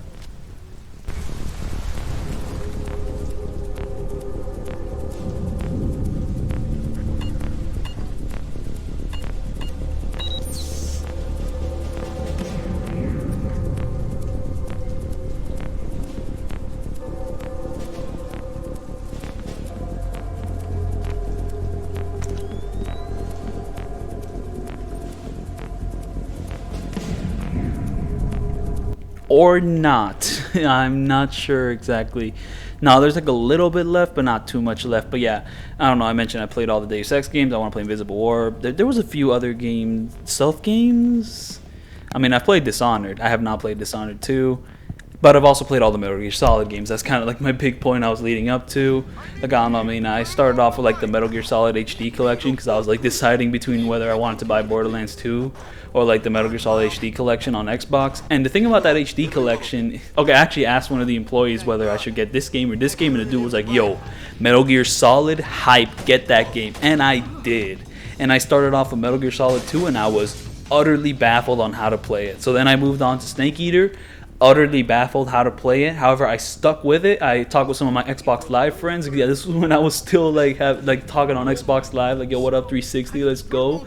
But then I actually learned how to play through Snake Eater, and I had a fantastic time. Just great game. I was kind of confused on like why the story was so goofy, because I heard like, you know, Metal Gear Solid had like the best cutscenes ever, and I was kind of confused, like, hey, yo, this is kind of goofy as hell. But I kind of learned to love it, and I do like love Snake Eater now. It's definitely one of my favorite games of all time. And I don't know, but the thing is, Metal Gear Solid 2 and 3 are also my favorites in the franchise. Like, the PS2 Metal Gear Solids are easily the best for me. Oh yeah, I mean, my strategy here was pretty much like blow up, like, wait, I don't know my full strategy. Like, I mean, it was definitely blow up the mine to blow up to barbecue those guys, but I'm not sure if I did something beforehand. I forget. Like, switching off the light switch in that room alerted the enemies to where I was at that point, so that was just kind of weird. So, like, yeah, Metal Gear Solid 2 and 3, like, I mean, but then I played Metal Gear Solid 2 after playing 3, and also, so you know how that is. But yeah, Metal Gear Solid 2. Among Us! Help! Help! Help! So yeah, Metal Gear Solid 2, like, so yeah, Metal Gear Solid 2, where was I going with that? I kind of lost my train of thought for like a little second. So, I mean, so yeah, they're definitely my favorite in the franchise. However, it's very sucky that like the HD collection like didn't even have Metal Gear Solid 1. Like, why was that? Why didn't like the HD collection on Xbox have Metal Gear Solid 1?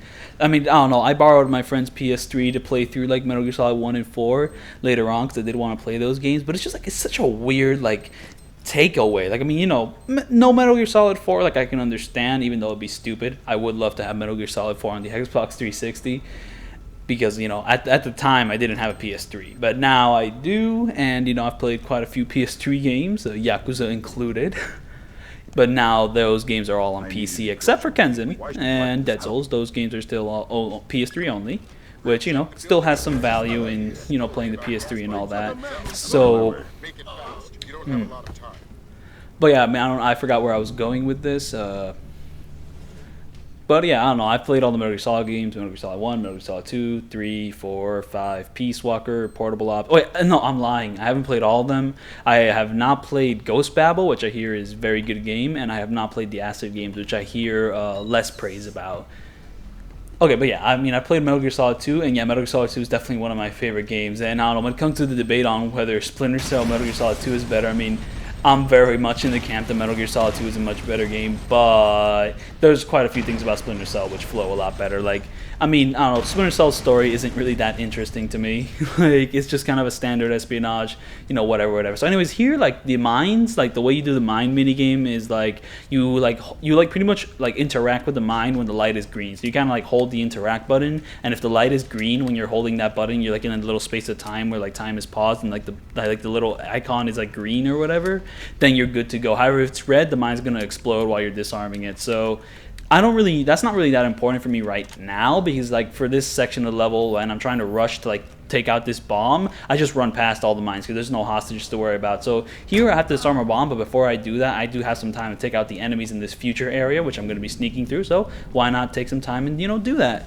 So I'm just doing that, and once I kind of, you know, panicked there a little bit, but, you know, got the job done. And now we're going to return to this area and actually disarm the bomb, avoid the fire. We don't want to take no fire damage, and, you know, we're pretty good to go. So back to my topic. So yeah, Splinter Cell story's kind of whatever. However, one advantage Splinter Cell has is that its cutscenes are very brief, like very, very brief, and those cutscenes all don't really interrupt the level. Like the only cutscenes that appear in the level is like kind of gameplay stuff. Though to be fair, like the unskippable cutscene thing can be obnoxious, but it's not too bad. So, like, you know, so Splinter Cell, like, they go, Tom Clancy, what are you doing here, man? Oh my god, I thought you were dead. Why are you playing Star Wars Battlefront 2, dog? What? You didn't even make that game, man. Come on. I'm so glad Tom Clancy's here, man. Yo, man, rip the homie. Come on. So, anyways, back to Metal Gear Solid 2. So, yeah, like, wait, I was talking more about Splinter Cell anyways, but yeah, like the advantage of having these like such brief cutscenes is that it's 100% gameplay. You're just going through the game, engaging with the stealth action, you know, mission for mission to mission, like, you know, like very nice, got a good flow to it. Metal Gear Solid 2 definitely has a more engaging story. It's definitely got a lot more to deal with. Like, it's not just a standard espionage story. It also has a lot of like cool meta elements with allegorical implications of like the kind of the nature of like derivative sequels, yada yada yada yada, like kind of extending the themes of genes to like mimetic concepts of like copy. It's so much more. There's so much more going on in Metal Gear Solid 2. However, the cutscenes add up to 5 hours, and some of these cutscenes can take up to like 10-20 minutes at a time. So you might sneak through like a level that's like what, 2-3 minutes, and then you have like a cutscene that's like 30 minutes out of nowhere, and it's just like, what? Like the flow, like you have to be 100% engaged in this story, like first time through, to really get into the gameplay. Now on replays, you could skip those cutscenes, you could skip those lengthy coda conversations, but like, I mean, you know, you're not gonna do that on a first time playthrough. I mean, you know me, it's not like you just bought this game to play the game. You kind of want to play through that story a little bit, right? But it's so extensive, you know, like it's definitely like a little bit of a disadvantage in Metal Gear Solid 2's part. However, I really enjoy that story and like those cutscenes, so it's like, I mean, I'm all for it. And also there is criticisms to be had about Metal Gear Solid 2's like, you know, story presentation, like direction, just that it definitely leans into like kind of ridiculousness with like its overbearingness. Like it's not exactly paced the best. Like Kojima's dialogue is kind of choppy. To be fair, that might just be the translation of Kojima's dialogue. Like he isn't exactly the best writer when it comes to certain dialogue quips, but he has really great talent with like coming up with like interesting characters and like kind of building on them. Just because like Raiden's a great character in that game. I mean, Snake's always been like super dope. Like, I mean, he has really great characters, just that his dialogue can sometimes come off a bit off, to be honest. But like, there is just a lot going on in that game. And to be fair, it's been a long ass time since I've played it. Like, I've platinumed Metal Gear Solid 2 and 3 on the Vita. Big mistake. I mean, okay, for Snake Eater it wasn't that bad. It was pretty enjoyable. For Metal Gear Solid 2, platinuming on the Vita is a horrible mistake, and the reason for that is the VR missions. You have to do every single VR mission in that game, and doing that on the Vita was hell. But I did it anyways because I just hate myself, and also I loved the Vita a little too much around that time. Like, I've probably replayed Metal Gear Solid 2 and 3 the most on the Vita, and well, part of that is like the platinum, but also just because I enjoyed replaying those games a ton. I might go back to replay them sometime, but I don't know, I'll probably make a video on it, because I mean, I don't know, Like, I mean, oh, so here I try to shoot the guard through the glass, but like the green glass you can't shoot through. However, that glass you can shoot through. But before I did that, I created some darkness so I could be a little safe. So here, I didn't know I couldn't shoot through the green glass. I just kept doing it over and over. For some reason, you just can't. Like 1 layer of glass, yeah, you can shoot through there. But 2 layers of glass? Come on. So yeah, I don't know, Metal Gear Solid 2 versus Splinter Cell. I mean, I've mentioned that kind of, you know, one game doesn't have that much story, which leads to more gameplay focus, while the other game has less story, and no, has a bunch more story, which could kind of interrupt the gameplay more. But to be fair, there's more differences between them than that. Like, there's also their stealth systems, and also their game design and all that. So I don't know, I mean, I'd say Splinter Cell might be a little more engaging. Like, I don't know, the shadow-based stealth system is honestly a big favorite of mine, while Metal Gear Solid 2 only really has, like, the radar, like, stealth type system. Like, pretty much, like, a guard's, like, entire, like, way they notice you is, like, through their, like, line of sight. Like, I don't know, pretty much, like, the way Metal Gear Solid 2 works is that guards can like, if you're, like, close to their line of sight, they'll get suspicious of you, but if you're in their line of sight, they know you're there. That's pretty much, like, the entirety of like how the stealth works in like Metal Gear Solid 2. While here, you know, you have all these matters you can like manipulate. You know, you have to worry about like sound and all that. You have to worry about how like, you know, how, like the shadows and all that. Like, I mean, all that's like a lot more like intricate, I'd say, than Metal Gear Solid 2. But to be fair, Metal Gear Solid 2 also has a lot of intricate things you can do, like holding up enemies.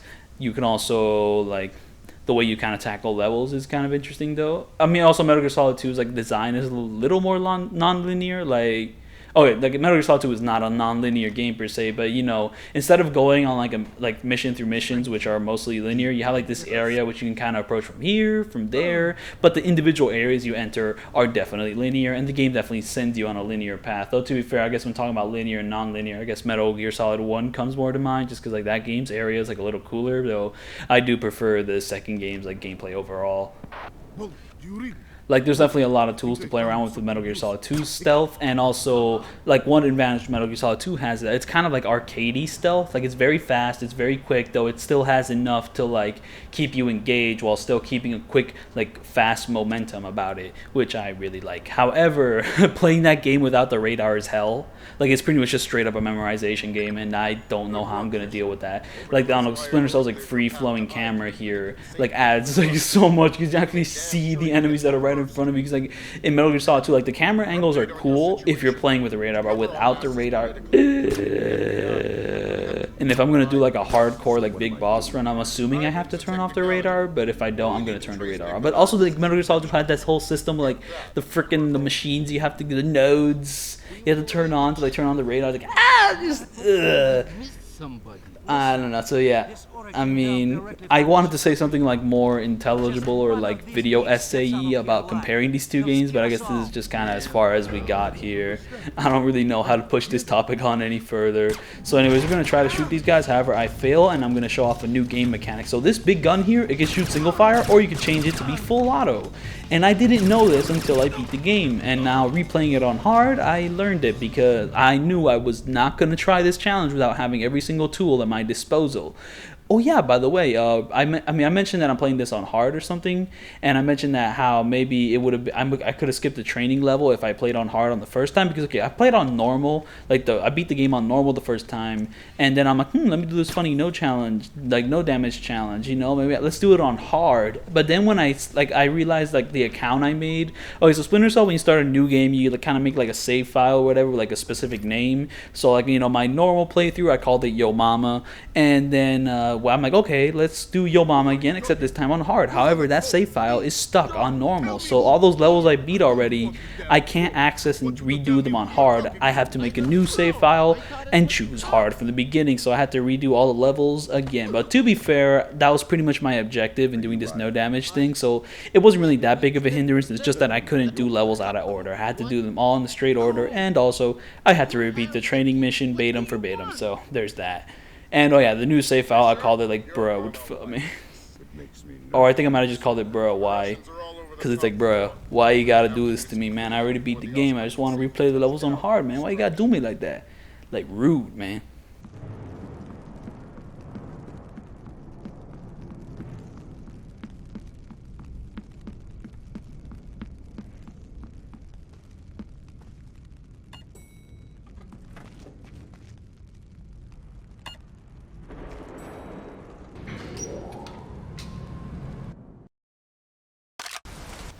So yeah, I mentioned that the action set pieces suck in this game, and this is like one of the worst ones in the game. It's just like an extended, full-on section of just action, action, action. Like, I mean, you can tackle some of these encounters stealthily, but it's just like, like the ambushes. It's just like, horrible, horrible, horrible. I mean, I'm sure like this part could have tackled stealthily, but you know what? Like, I've had it. I'm just gonna like go actiony like on this section, just because every other section's like a stupid action set piece. So you know, whatever. And also, yeah, so I mean, okay, this music specifically is not the one I have an issue with. It's the one where, like, you actually get ambushed and all that. Like, it's appeared before, like, I believe in level 4? 3? The one where I was, like, hanging off, like, the ledge of a building, like, in that music is horrible. I mentioned that it sounds like the Wonder Woman theme.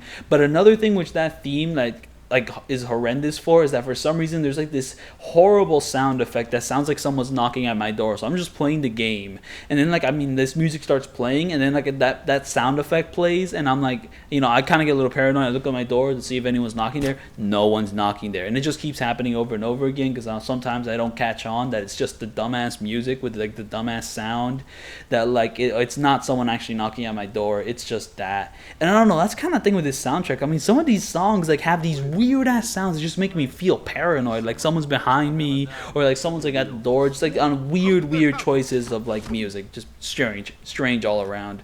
And oh yeah, another thing that is just strange is this game's like opening theme and credits theme. So it's like, name of the game, what the hell, man? Like I mean, like when I first heard this, like in the credits, I was like super baffled. I just did not think it like that song doesn't fit this game at all.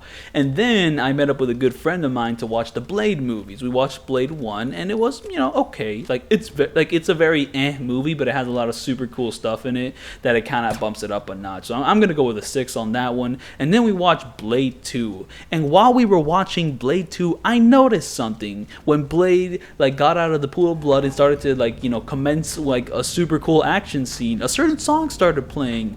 What do you? Well, you know what I heard? I heard name of the game. Like what? The credit song of Splinter Cell is also this, like the fight song in Blade 2. Are you kidding me? Like I was just completely, utterly baffled because the day I watched Blade is the day I uploaded my no commentary of Splinter Cell, and that's also the day I beat like the final mission on hard, doing no damage. And I heard that song again, name of the game, and then we're playing. And then like Blade 2 happens, name of the game, like like, oh my goodness. However, I will say that song fits so much more in that Blade like 2 fight scene. It fits that like movie to a complete T. It's just a perfect match. While in this game, it's goofy as hell. And then like I kind of looked into the song a little bit, and I found out that they also used it in a certain Malcolm in the Middle episode, which I haven't seen because I don't know. I mean, I watched a few episodes of Malcolm in the Middle when I actually used to still watch TV. I don't know. I don't really watch TV anymore. Like, I mean, I usually just watch the shows in full. I don't know. The television format isn't really calling me. I mean, you know, streaming services, blah blah blah. Or sometimes I'll just like find a better rip of them here. So in this hallway, I'm taking out all the lights, even though there's no real need to, because like the room which I'm gonna be in and kind of hunker down for this like, you know, next shootout scene, I only really needed to take out the lights in the next room. I didn't need to take out the lights in this room. In fact, it's kind of pointless to take out the lights in this room. It does nothing for me. So yeah, I only need to take out these lights. I had no reason to take out the other lights. So that was a little goofy of me. But yeah, I know, like that song, like, you know, name in the game, it's been everywhere, man. I'm sure it's been used in a lot more media than just like Malcolm in the Middle, Splinter Cell, and Blade 2. But it's also like, you know, wait, hold up, which one used that song first? Hold up, let me see here. So like Splinter Cell came out, what, 2001, 2002? I mean, I don't even know. Oh yeah, but Blade 2 is pretty awesome. Like, I don't know, like the Blade, like these first 2 Blade movies are by no means perfect. Like most of the characters are stupid and boring, and like the plots are kind of like predictable. However, like, and the plots are kind of like whatever. However, in the second movie, I think it kind of works to the advantage because it kind of has this goofy ass like anime feel to it. Like anime is a stupid word to describe it, but I can't really think of anything smarter to say. I don't know, like villains are saying like things like, yes, everyone's following the script according to plan, like stupid ass lines like that, which would appear in like these like exaggerated dramas and also in Yakuza games sometimes. But I mean, I don't know, I mean, I'm saying anime now because I mean, you know, just according to plan, but there's gotta be a better like genre, just specification to like classify these kind of works, which use these kind of like lines in their script or like these kind of like stories or whatnot. So I don't know. I got a great deal of enjoyment just from how goofy that was, and also the villain was a lot better in the second movie. And like in the first movie, like oh my goodness, like who was that guy? Oh wait, but so okay, so we watched the first two Blade movies. However, we did not watch the third one because it was like 2 a.m. and I had to wake up early today to do something. Oh yeah, that's the reason this video isn't exactly coming out as early as you might like, because I actually had to do stuff today. Like I was chilling, I was partying, so you know, like I was living, you know, the best life and all, but no commentary video, so that's sad. But I'm doing it now. It's gonna come out late. I mean, I don't know. Monday isn't exactly an ideal, like, you know, 1 a.m., 2 a.m., or I don't even know, man. YouTube, it's going to take a long ass time to upload on YouTube. Like, I don't know, 3 a.m., 4 a.m. on a Monday isn't exactly the ideal date to release a 3-hour commentary video. So there's that. But yeah, Blade 2, I would go with like a 7, just because like the action's like a lot better in Blade 2. Like, I don't know, a lot less jumpy than the first movie. Like the first movie had some pretty dope action scenes here and there, but it also had a lot of really shitty ones with a lot of like crappy editing. So, you know. But yeah, I definitely prefer the second movie, even though there are elements from the first movie which I like more. Because I don't know, the beginning of the second movie really was not doing it for me. Like, it was kind of a little too goofy and self-aware. It was getting annoying, but the film quickly picked its pace up. So, you know, glad for that. So yeah, I was talking about Blade, but I'm gonna keep talking about Blade, lol. Like, what else is there to say about this action set piece? I'm gonna get out of here. So Blade 3 we did not watch, because yeah, I mean, I already mentioned that before. However, I have seen YouTube scenes of certain scenes from Blade 3, and there's this one scene where like Wesley Snipes' Blade is like, oh, I was born ready, motherfucker. And then the villain's like, hey, motherfucker, I like that. Like, that is such a stupid line. Like, Wesley Snipes has so much charisma as like Blade. Like, I mean, he does a great job in like Blade 1 and 2, but also like he kind of runs into this thing where like the villains are trying to take off some of that charisma, but they fail miserably and look like just complete chumps in comparison to Wesley Snipes. Like the main villain, like the first movie, is always trying to like be cool and like, you know, be like a villain, like, oh yeah, I'm involved in sa, and it's just like, I do not care, bro. Like you look like a complete buffoon next to like Wesley Snipes. Like, Wesley Snipes just kills the role, just kills it. And then like in this clip I saw at the third movie, like, oh my goodness, motherfucker, like that is such a stupid line. It's like, you know, like Wesley Snipes has like that cool ass, like, you know, motherfucker line, but then like the villain's trying to like ape off that. He's trying to like really ride off like Wesley Snipes' charisma, and it just does not work. So anyways, here we have, you know, he shot off the mine, and then we're gonna bring an enemy into the area because we shot the mine. You know, loud noises tend to attract enemies, and then we're just gonna take them out. Boom, bada beam, boom, bam.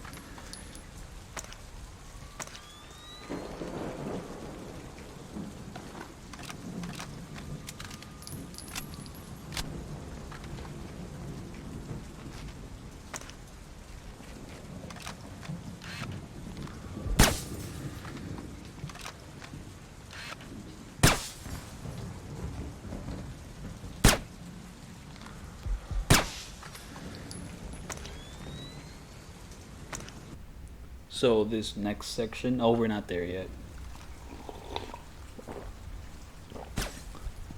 So I know here, like, there's like 3 more enemies we have to take out before like a next big action set piece. And this next action set piece like scared me, even though it's like a little more simple than I thought it'd be, just because like a few unexpected things happened. Like, I'll get to it when I get to it. But here we have like 3 enemies to deal with, and like shooting out all the lights isn't really gonna work out, because I don't know, the time we're like working in is kind of already creating some light of its own, so it's gonna be hard to eliminate all the lights, because like there's already some natural light, which I mean, people who like do photography love that natural light, but in this video game I want no light. And like, if, you know, however, for someone who uses cameras, using no light is just a horrible thing, because, you know, if you have no light, you have to crank up that ISO, and when you start cranking up the ISO, the image starts to look a little grainy. grainy, and then when it starts to look grainy, that translates to it looking like ass. However, there is like a certain video like style which is just like super grain, you know, I mean, film grain is like appreciated by people. So then we're moving on to like the next application of that, digital grain. But for the most part, it kind of looks ugly in professional projects. But however, for more artistic projects, you know, digital grain could be an aesthetic all its own and work, you know, kind of work out for certain stories or messages or whatnot. Though to be fair, I am not, you know, I'm not exactly experienced enough to like list off a work which uses digital grain in like an effective way. So yeah, I beat art student. That is why I tend to raise my volume sometimes. It's a bit of an artistic expression, you could say. However, I'm majoring in film, though. To be fair, at my school there's no majors, so yada yada yada yada. But I'm doing film. So you know, I make a few short films here and there. I don't really involve that much screaming in them, though. I should kind of, you know, get to work on that. I don't know. Usually I just kind of slow down audio to like 40% because that kind of gives it a creepy ambiance. It works pretty much like 80% of the time, so you know, without much like beyond that. So you know, very very good technique on my part. Maybe y'all could utilize it in whatever y'all doing, like construction or something. I don't know. I mean, I've definitely learned how to use Premiere. I mean, that's how I edit these videos and all that. So man, I've kind of reached the point where I don't really know what to talk about in this game, because I don't know. I mean, new levels will bring up new strats, and I'm kind of saving something which I want to talk about until we get to the level where it becomes an issue. But like, okay, so this set piece is just absolutely obnoxious. Here, I'm gonna let this cutscene play out though.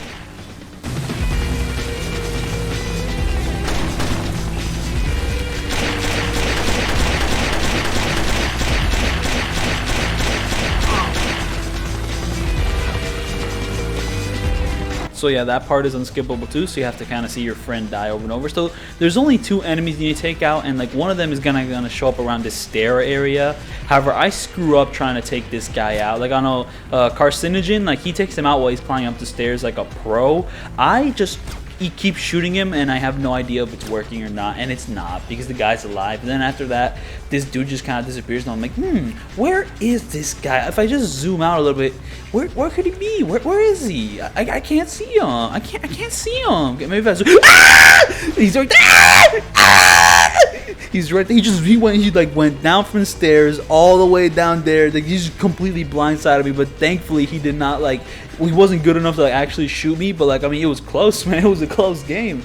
And then this second guy, he's like behind this plank of wood. However, when I was watching Carcinogen's video, I had no idea what he was talking about. I couldn't even make out the guy he was shooting. However, pretty much it's just like a tiny head in between like the wood cracks. I found it at one point, and then I stand here waiting for like the music to die out so that I know I'm 100% safe, because I do not want to screw this up. I do not want to like redo this shitty set piece again. I don't want to do it. I just do not. So yeah, this set piece is horrible. I'd still probably say that the 4th level is still probably the worst out of like the bunch so far. Like there's like one more level that could be a good contender for worst level in the game, and this it's honestly a good contender as well, just for the buffoonery with like this last set piece. But to be fair, the previous sections weren't that bad, but it's still kind of ranged on the more actiony stuff. So I definitely say this is one of the worst levels, but I'm not sure if this is like the worst level per se. Also, when I was rehearing this music, when I stayed quiet, I heard those knocks again. So anyways, here's a better level, though it could have a few obnoxious parts to it, and there's a lot of like dragged out sections. However, it's like this section here, I'm just gonna run quick through it. Like, I don't know, I mean, just kind of run to the wall, do some platforming, jump through it. And also, I have not turned on my night goggles. Gonna make it a little confusing for the viewer to follow, but for me, I like, I mean, I kind of know the level, and I kind of like how the game. So here I'm gonna drop down intentionally, and I'm gonna just keep running through. So the first 2 enemies you can kind of just crouch, like run past them. However, this enemy over there, I wasn't really sure if I could, so I kind of waited for him to come down, and then once he's like past me, I run past him. Yeah, here we're doing a little bit of ghosting. So yeah, I mean, I've played Splinter Cell, I played Chaos Theory, and I played Blacklist. So Chaos Theory is absolutely a masterpiece, 10 out of 10. I mean, I probably go into it more if I do make a video on Chaos Theory, so I guess I'll just leave it at that. Absolutely phenomenal game. Easily one of the pillars of like the stealth genre. Like when it comes to like the pillars, like the greatest games of all time when it comes to like stealth, it's like, I mean, Snake Eater, Thief 2, The Metal Age, like the original Deus Ex. So to be fair, the original Deus Ex is like stealth isn't really like that good when compared to some of the classics. However, like Deus Ex is more of the sum of its parts than like each individual part. Like I mean, Deus Ex is just a fantastic combination of so many different things, and also Deus Ex just leans more to being like a stealth game than like an action game. So I still say it's one of the greats. And also it has a lot of other things that are great about it. So, very nice. Yeah, we got, Thief Through the Metal Age, like, Snake Eater, Deus Ex, Hitman Blood Money, Alakai's Gun, just kidding. And, Splinter Cell Chaos Theory, number 5. I mean, I feel like there's a 6th one, which I'm forgetting at the moment. Because it's like, but still, like, just fantastic, fantastic games. All, like, masterpieces in their own right. Just love them to bits. I really do hope that I'm not forgetting. Oh yeah, so here like my strategy was to use like one of the diversion cameras because like when you shoot the gas it knocks the enemy out. I thought. Because on normal it knocks the enemy out completely, but I guess on hard that's not true anymore. Like I don't know, because I shot that grenade, the gas came out, but the enemies just got stunned for a little bit. So I mean, okay, so like hard difficulty I was told doesn't really affect much of anything. It pretty much just gives the enemies more health and it makes them deal more damage, and that's pretty much about it. But I guess like one knock-on effect of that is that this knockout gas doesn't actually knock them out. I don't know if I screwed up somehow and that's why they didn't get knocked out, but like on my normal playthrough, I just shot out that diversion camera and boom, it knocked all 3 of them out. Because I don't know, the strategy Carcinogen used in his video was he used a T-Shocker and he shot at the water and like 2 soldiers were in the water, so they got stunned. And then for the 3rd soldier, he just kind of knocked out easily. And I'm like, I don't know, that's kind of dumb. I think my diversion camera strat is cooler, but that strat doesn't work on hard. So like I'll just fumbled that entire moment, but I still came out on top. But that was just complete fumblery on my part. So yeah, beyond that, the sewer section's pretty easy. Once you deal with that crowd, it's pretty much over. And then we just have to run to a certain ladder. And this section in general, not too bad. Just kind of run past some guys. And then here you run into the sewer. You get to this section. However, when you're climbing up the stair, do not climb it all the way. You have to kind of wait for this one guard to turn around in order to commence your ascent. So yeah, you have to wait for that guy to turn around. That guy is never going to turn around. So we pretty much just slowly make our way to the stairs. And once we're at the stairs, we have nothing to worry about. We can pretty much just kind of rush on ahead with the rest of this section of the level.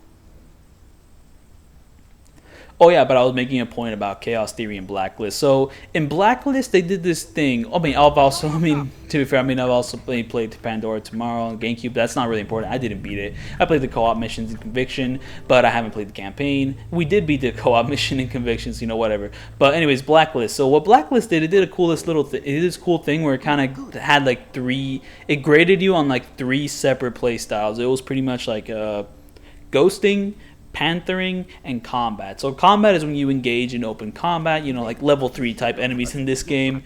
Panthering is when you sneak around but you kill people. And then ghosting is when you just like completely go through a level, get to your objective without touching any enemies or without any enemies seeing you. And that's ghosting. I've been doing a mix of all 3 in this game. And that can be satisfying in its own right, but I'd much prefer it if this game could actually allow you to ghost like the entire game. Though to be fair, I wasn't exactly trying to ghost the entire game. Like, I don't know, I definitely adopted, like, usually a Panther play style. Like, because, I don't know, so that's kind of the play style I've been going with, just because that's kind of the play style Carcinogen's been doing. And to be fair, I'm only really calling it a Panther play style just because Blacklist kind of defined it as that, and it's, like, a pretty catchy title to define it like that, so I'm going to stick with it. It's pretty cool. So, yeah, this second section of the level, we just gotta knock some dudes out. However, there is one tricky section because you have to like kind of run into an area kind of unguarded. Oh, what was that? What? No, don't tell me. Don't tell me I actually included a failed section in my video. Are you kidding me? Bro, my peerless editing has failed me. I included one of my failed attempts in the video. Don't tell me I screwed up big time, man. Like, I hope that's like the only time I screwed up that bad. Because, like, I mean, I hope it's like a short section. I hope this clip is actually like the real clip, which I actually used to like no damage. Because don't tell me I have like 2 or 5 minutes of failed damages. That would be horrible. I mean, in the no commentary version, that would be horrible. Like, I mean, I tried to hide like the quick loading thing, you know, kind of have it be quick transitions. But that was just me showing off an entire failed attempt. Like, are you kidding me, dude? Are you kidding me? Like, come on, dude. Don't do me like this. Oh, yeah. Here I get to talk about the broken lighting in the PC port. So, for some reason, the lighting is just broken. So, this guard here, he had a flashlight. And flashlights eliminate your darkness. So if an enemy with a flashlight is looking at you, boom, your shadows are gone and you get noticed. However, for some reason that dude's flashlight, like in the PC port, is broken, so you don't see the light. However, your darkness is still taken away from you. So what ends up happening is that you think that for some reason you got spotted for no reason by these enemies, but there is a very clear reason, a very visual reason. You can see it like if you're playing like the original Xbox release. So now there was ways to fix this. There's like a patch you could download to fix it. The patch didn't work for me, and then I started looking on Steam like, how do I do this?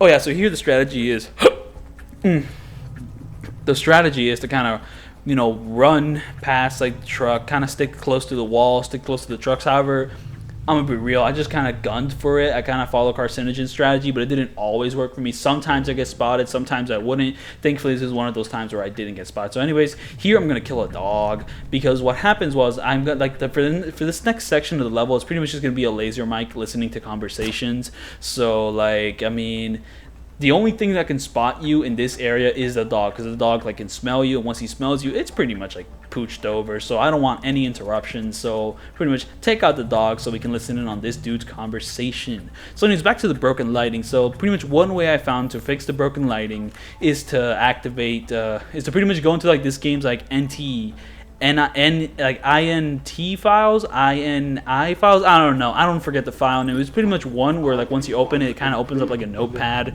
with a bunch of different scripts for the game, and then you pretty much go to a certain option that says like emulate GF2, and that option like is the way it reads is kind of like emulate GF2 mode equals 0. I believe that's what it's called, but it definitely had the phrase emulate GF in there at some point. So it's to pretty much change that 0 to 1, exit, and it'll fix the broken lighting. However, another thing that it does, kind of a little bit of a knock-on effect, is that the heat vision looks weird, and also it kind of breaks certain shadows in the game. Like some enemies will just be completely blacked out in certain points. I don't think that happens in my run. However, I do think like a certain thing happens where like certain doors just get completely blacked out. But so it's not exactly a perfect fix, but it does fix the flashlight enemy, so you can actually see the flashlight. However, in this level, that really isn't that important. It's the next level where that's going to be like an issue, and I actually need to see where the flashlights are. And also, it breaks the spotlights, so you need to pretty much fix that in order to see the spotlight, because if you don't know where the spotlight is, like that level is just straight up impossible to do without alarms, and also just kind of impossible to kind of sneak through and also survive through, because then they introduce snipers in the next level, so it's just kind of like ooh ah ee ooh ah jing chang what about a bing bang. So yeah, definitely fix that quickly. That's my fix, though maybe the shadow fix will work for you. It's just that, like, I mean, I downloaded the widescreen patch, and I was told that the widescreen patch also included the shadow patch, but like that version didn't work for me, so I just kind of went with this emulate GF2, like, you know, trickery, and we did it. Oh yeah, also GF, so that connotation, you know, usually I think girlfriend. However, when I was eating at Denny's like 4 or 5 years ago, I did this with the homies. I don't know, Denny's kind of sucks. But like, you know, it's fun to go with the homies and whatnot. However, I saw this like option. Okay, so like, I mean, before I get into the Denny's story, I should probably like clarify. Okay, so GF, you know, I think, oh, girlfriend. Nope, it's gluten-free. It stands for gluten-free, right? So then, like, I'm kind of like, okay, all right. And the reason I learned is because I look into my, like, you know, Denny's menu, and I see, vanilla shake GF. Get out of my head! Get out of my head! Get out of my head! Ah! So anyways, so yeah, it's a little bit of a weird mix-up, you know. I've seemed to lost my train of thought here a little bit. Can't really clarify why. True. You are a wicked man, Mr. Nicholas. I hope your performance goes well. Take care. They're going to execute the soldiers. Sounds like it. You've got to stop there. Rendezvous with Cohen. I'll forward her the coordinates for Mook. Mook Sobo. Right. Auspicious hunting ground. Damn straight. The time for subtlety is past. I need to get this to the Joint Chiefs. See if this means war.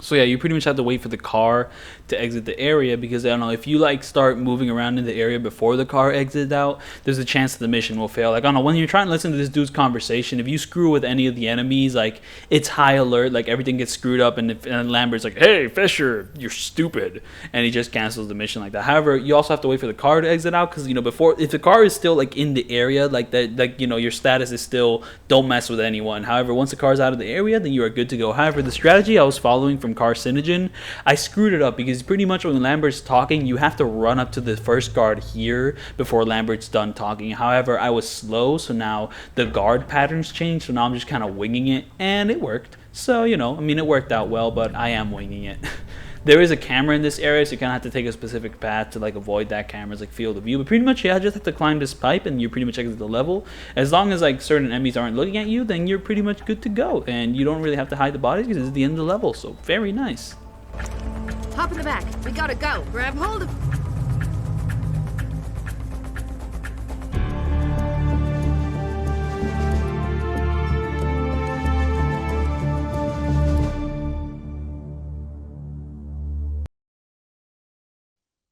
So yeah, when talking about worst levels in the game, this one is a very big contender for that, let me tell you that. Oh goodness, and it's just like, I think most of my hatred comes from this beginning section right here. This spotlight section is the worst, because like you have two guys like, you know, kind of being snipery, so I take them out quickly.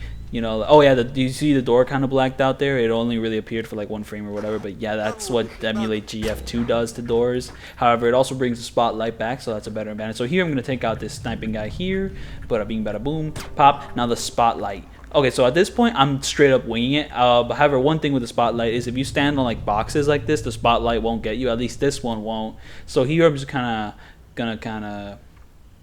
wait, why don't I just take... Oh, wait, I'm waiting for that guy to be on the other side there in order to take him out, because once I take out that guy, that'll help me out. However, you still have to avoid the spotlight, because if the spotlight gets you, it'll spawn in another enemy to take you out and throw grenades at you, and also it'll activate an alarm. So here I'm kind of studying the spotlight's patterns, but its patterns are so like weird and erratic, I don't know, sometimes. So here, like, my patterns just kind of jump to these boxes and then wait out the spotlight to run to the next part of the level. And also there's mines to deal with, so you kind of have to memorize where the mines are. So it's just kind of like, bro. Oh yeah, so see, when I activated thermal vision there, it kind of has a bit of a weird look to it. Like, I think I kind of like it. Like, it's a more like clear, less foggy version of the way it looks like in the original game. At least in Carcinogen's video, like the goggles look a little like foggy and whatnot.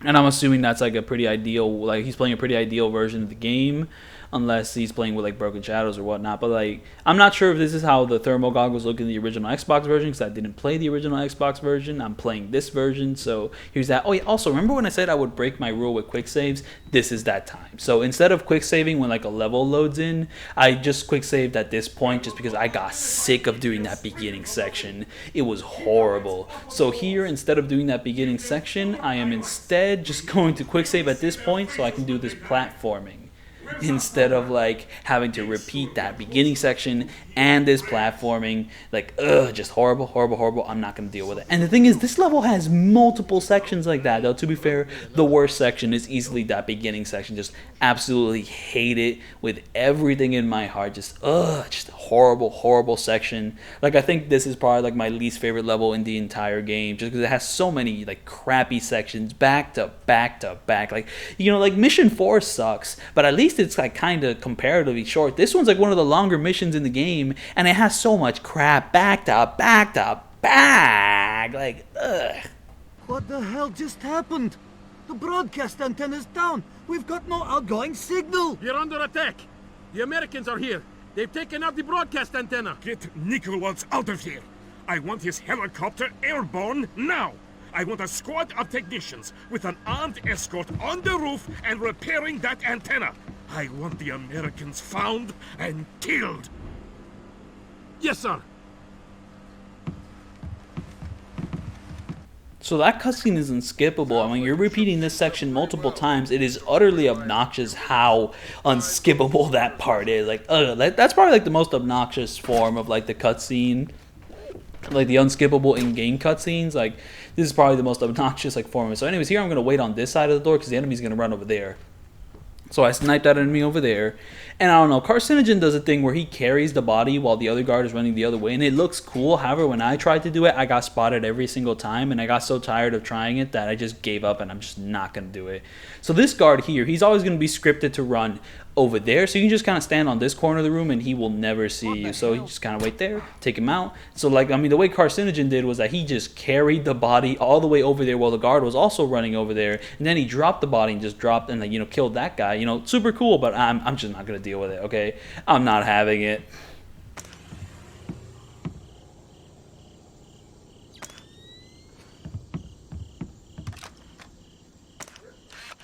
So there's no real need to take out this light. Oh, by the way, this area is where the sniper was in like the beginning of the level. And yeah, it's a sniper guy I took out, so there's that. Maybe I should have approached this video with the same mindset I had when approaching the like Kuruhyo secret boss fight videos. Because I don't know, if you haven't seen it, I have actually no damaged the secret boss fight in Kuruhyo 1. And it is a utterly tedious affair, where you do the exact same thing over and over for 34 minutes. However, I did have to do commentary for those 34 minutes, and I didn't really have that much to say, so I made an outline based on just random topics to talk about. Now here, I tried to make an outline like tangentially based to the game on this game, and it kind of seems like I've run out of what to say like based on this game in particular. So maybe I should have just had some talking points about just other media in general I could talk about. Now, to be fair, I've kind of been doing that because I don't know, like Blade was tangentially related to like the credit song of this game. Metal Gear Solid and all those other games are stealth games, which kind of inform my knowledge of stealth games in general and also how I approach this game. So I mentioned those games, but maybe I should have just gone off topic a little more, just talking about more stuff. And yeah, I did just start talking about like camera ISOs or whatever, just because like freaking this game is dark, but if it's dark when you're doing a shoot with a camera, you don't want that. You want some lights in that like thing, and natural light is always natural, very nice, though sometimes natural light isn't good enough and you have to manipulate it even more, especially in a studio setting when natural light really isn't that effective. So anyways, here I use a gas bomb to like stun the enemies and also to attract the other dudes to come by, so then I just kind of shoot them down, very nice. And like the thing about the bomb is that it pretty much stuns one guy, and then I shoot the guy who isn't stunned, but the guy who is stunned, he doesn't react, he doesn't go like level 3, because if I just shot like that one guy normally, the other guy would go into full aggro and start shooting me, and that makes this event a lot riskier. So anyways, like some guy spotted me, however thankfully I'm hidden enough that I can just shoot him there and be good done with it. So now we have to hide the bodies, you know, be like that. So yeah, I mean, I probably maybe should have had an outline on talking about like different other things. I mean, silence, you know, silence is sometimes good. Like, you know, shutting up and letting the game just kind of run for a little bit can kind of add a bit of a natural flow to the video. I definitely take advantage of it because I don't know, just talking endlessly over and over and over and over and over and over and over could be tiring. Though to be fair, that's kind of like what I want to do, but sometimes it isn't humanly possible to do. Like, I mean, you know, I have moments where I would like stop talking when something cool is happening on screen. I mean, in my Yakuza videos, I don't know, maybe sometimes like a cool piece of music or maybe like a certain like cinematic attack in a video game, like I sometimes kind of shut up and let those play out because I like how they sound, or sometimes I just shut up because I don't really have anything to say on the matter. Though to be fair, I've kind of been like trying to iron that out, but it gets hard, especially when I start tackling these new longer form formats with these stealth games. Oh my goodness, like yeah. And then sometimes you just lose your train of thought when you're trying to say something. Like, I don't know, Carcinogen, he mostly kind of shut up for most of his video. Like, I mean, he does have some commentary here and there. Like, he'll explain his strategies as he's going along with it. He'll give, like, a funny remark here and there. But for the most part, he stays pretty silent. Like, sometimes he just mostly lets the game cannot do the talking for himself. And you know, also when he interrogates an enemy, he actually lets them finish their dialogue. I skip all of it, and also okay, that's something which I should mention. I don't know, the way you kind of skip dialogue in this game. Like, I mean, if an enemy's talking, you can kind of spam that space bar, and boom, it's gonna skip all his lines of code. However, if the enemy is in the middle of doing an action while you're talking to them or interrogating them, like on the one guy on the 7th mission, like on the roof, like you're kind of like info man. If you like you start spamming that space button, it's not going to speed up the conversation. It's just going to make him like look really choppy when he's trying to give you a card. So it's better for him to kind of just let you give you the card, and once he has the card and starts talking, then start skipping dialogue. So to be fair, I have not seen a full speed run of this game, so I don't know how the speedrunners handled it, but I'm assuming it's something like that. And man, throughout this like whole video, I've just been doing this thing like just over and over and over. I don't know what it is about today or right now. Is it like, does that happen when you like talk a lot that you just go like, does that just happen? Like, I don't know, it's weird.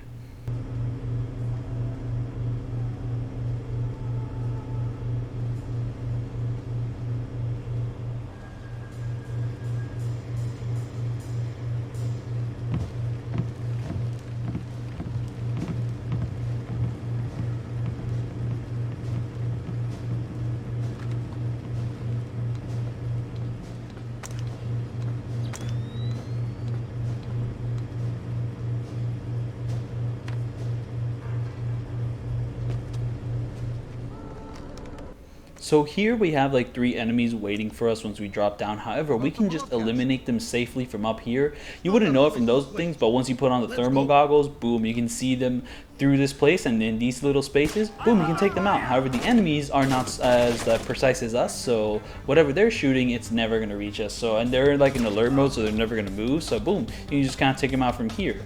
Now the thing is with my video is that if you want to do a ghost run, my video will not help you out at all. I mean, like certain sections of my video will help you with a ghost run, but I tackle a lot of sections of this game not ghosting it. So there's that. So anyways, here we're going to spend some time hiding these bodies. And I don't know what to say beyond that. I'm going to hide the bodies, man.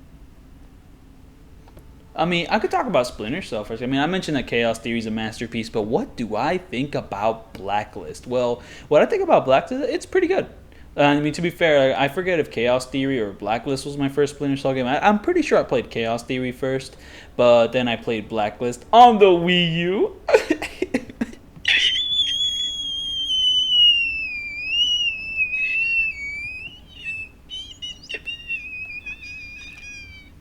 That's the lifespan of the Wii U. So yeah, like so I played Blacklist first on the Wii U because I was like buying stuff for the Wii U, like, hey yo, it's like more powerful than the Xbox 360 and PS3, man, you know. You know, I mean, oh yeah, so here I'm breaking my rule again. I'm gonna do a quick save because this next section is horrible. Just a complete shootout in this weird ass location with fog. You can't rely on shadows anymore. Like, ugh. Ugly set piece. Don't like it at all. And you have to deal with enemies being aggroed, and that's kind of weird. Huh? Did I include a failed section in my video again? Oh my goodness, it better not happen again.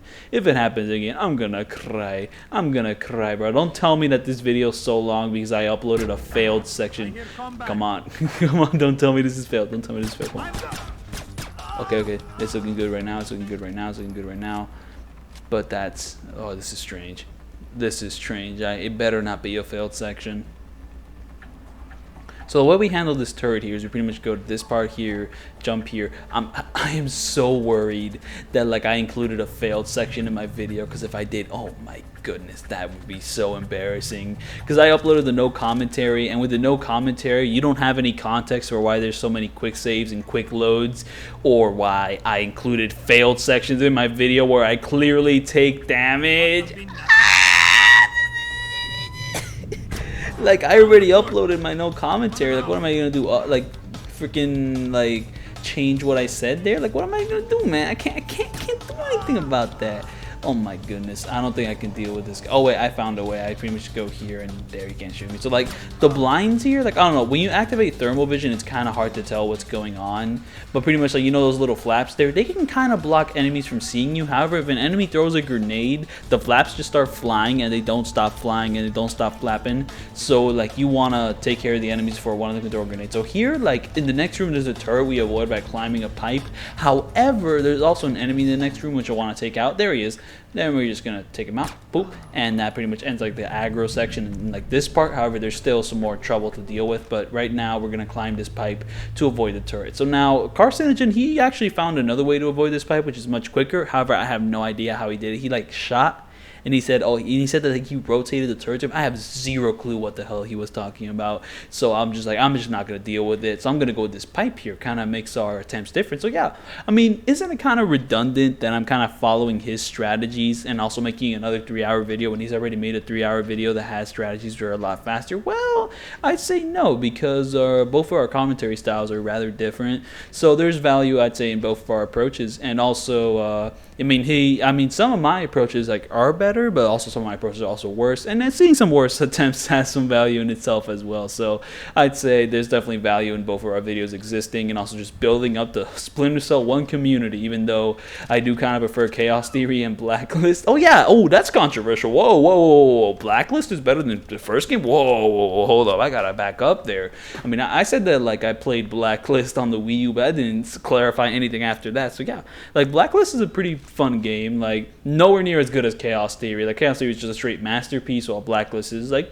pretty good, but not as good as Chaos Theory. But like the great thing about Blacklist is that like, I don't know, it's got really nice smooth movement. Like, I mean, you have like linear but open-ended areas, so you can kind of approach areas how you want, and also just, you know, you have the freedom to kind of approach the game how you want. You can ghost the whole game if you want to, except for maybe 1 or 2 moments. But to be fair, I have not tried ghosting the entire game, so I wouldn't know. But like like the ghost option is there and it's rewarded heavily, so it really like inspires you to try a ghost attempt in the more open areas. Like really like feel like the game isn't really going to punish you as harsh as say this first Splinter Cell game.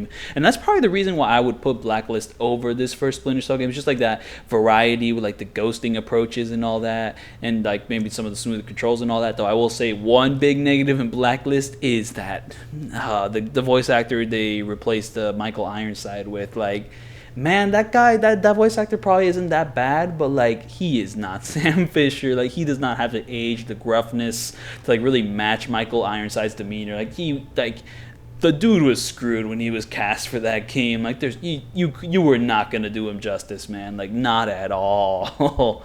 But yeah, I mean it's 100% understandable why Michael Ironside wasn't voicing Sam Fisher in that game, because he was dealing with like cancer. So like it's much more important for you to like, you know, cure your cancer instead of voicing some dumb video game which people like.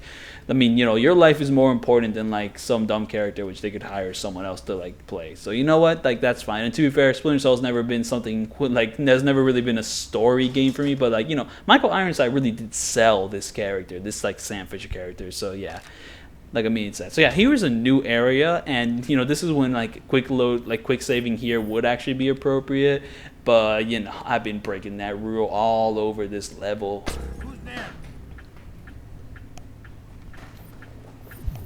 But yeah, I mean that's my only real complaint with like Blacklist. Like everything else I really like. Though wait, but like I mean there might be some arguments for why this first game might be better than Blacklist. Like for one, the Blacklist stealth system is binary, which is a big shame.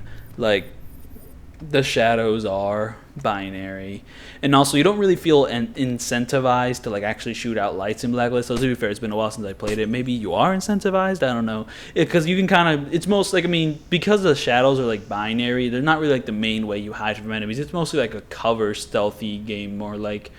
But yeah, I don't think that like ruins my enjoyment when comparing it to like the first Splinter Cell. The first Splinter Cell kind of has an advantage with the shadows, but like Chaos Theory kind of doubles that advantage a lot more. So like I mean, I definitely miss it more because of like Chaos Theory, but like I mean, with the first Splinter Cell game, I say, you know, it is what it is. I mean, there's definitely good arguments to be made for why this very first Splinter Cell game or Blacklist is better. But right now, I'm gonna stick my camp in the Blacklist category. Oh yeah, wait, did I do anything with the turrets yet? Like, did I skip any turrets in like a pretty like funny ways. I think this is we're coming up on a turret, and this turret's like weird. You have to do something really weird to like get by it. So okay, here we go. So like there's like, I mean, the turret there, if you like walk past it, like, okay, the thing about turrets in this game is that what do you say? The thing about turrets in this game is that even if you're in the dark, they can still see you, so that doesn't matter. However, if you shoot out this light, the turret will start shooting that broken light, and you can run past the turret while it's doing that. So then boom, we're gonna run that past the turret, and we're pretty much good to go. So like, if there's no way to like run to the turret safely, you can do that, and while the turret's distracted, you can run past it. But that's like a clutch thing when the game doesn't give you any other options to deal with. So like, that's something you do. But for the most part, you would want to find like a path to get to like the turret so you can shut it down. But like, if you can't, then that's one option to do. So yeah, very nice. So yeah, here, this is an area which you do have an option to get to that turret. So you can kind of just climb this thing and, you know, kind of get down to shut down the turrets. However, we're not gonna do that. What I'm gonna do, oh yeah, another thing I forgot to mention is that when you're moving in these spaces where you're kind of limited with how fast you can move, if you draw your weapon and move while having your weapon drawn, you actually move faster. So like, when you're like walking in like pipes or like through like crates or what, there's a better word for this, like, you know, those like boxy areas, like they're really tight and you're like slowed down in like this, just like draw your weapon and you'll actually move faster. So that's a little bit of speed running tech there. So, you know, very nice. Though, to be fair, I didn't learn it from speedrun. I learned it from Carcinogen because he actually applied it in his walkthrough. So, you know, very nice. So there, what I did with the turrets was that I took off pretty much friendly fire. So now when the enemy like actually walks near the turret, they're gonna get shot. And I don't know, okay, so Carcinogen said that a weird thing happens when turrets like shoot the enemy. Like, they somehow immediately learn where you are. I don't exactly know how that applies, but like, it kind of screws with their AI a little bit. Like, for some reason, this guy ran all the way here because he somehow knew I was there, even though he had no reason to believe I was there. But then the turret got him later on, so, you know, yada yada. It's over. So here we're just shooting out the light to hide their bodies. Very nice, though, to be fair. I mean, I don't know if you have to hide the bodies in this section. Like, I don't know if you have to hide the bodies in, say, like the last like sections of like the mission. Though, to be fair, you know, don't take any risk with that with certain levels. Like, I mean, if like body checks exist in a certain level, then just, you might as well just hide the bodies there. Like, you gotta do it. You gotta do it.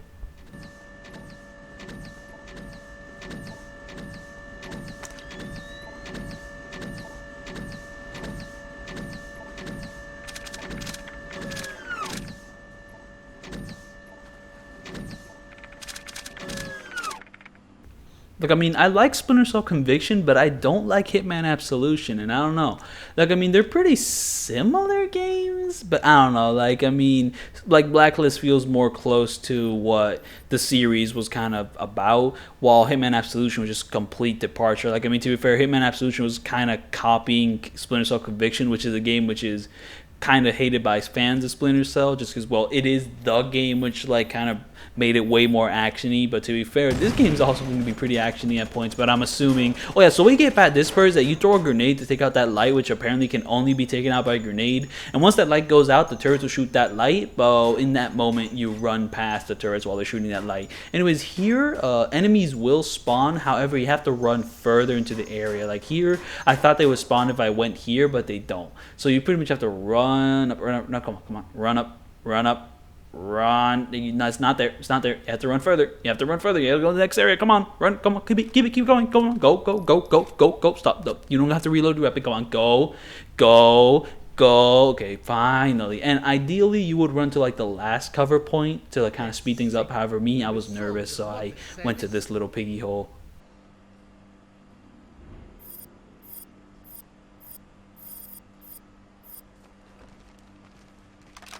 So here we're going to use some airsoft rounds to pretty much...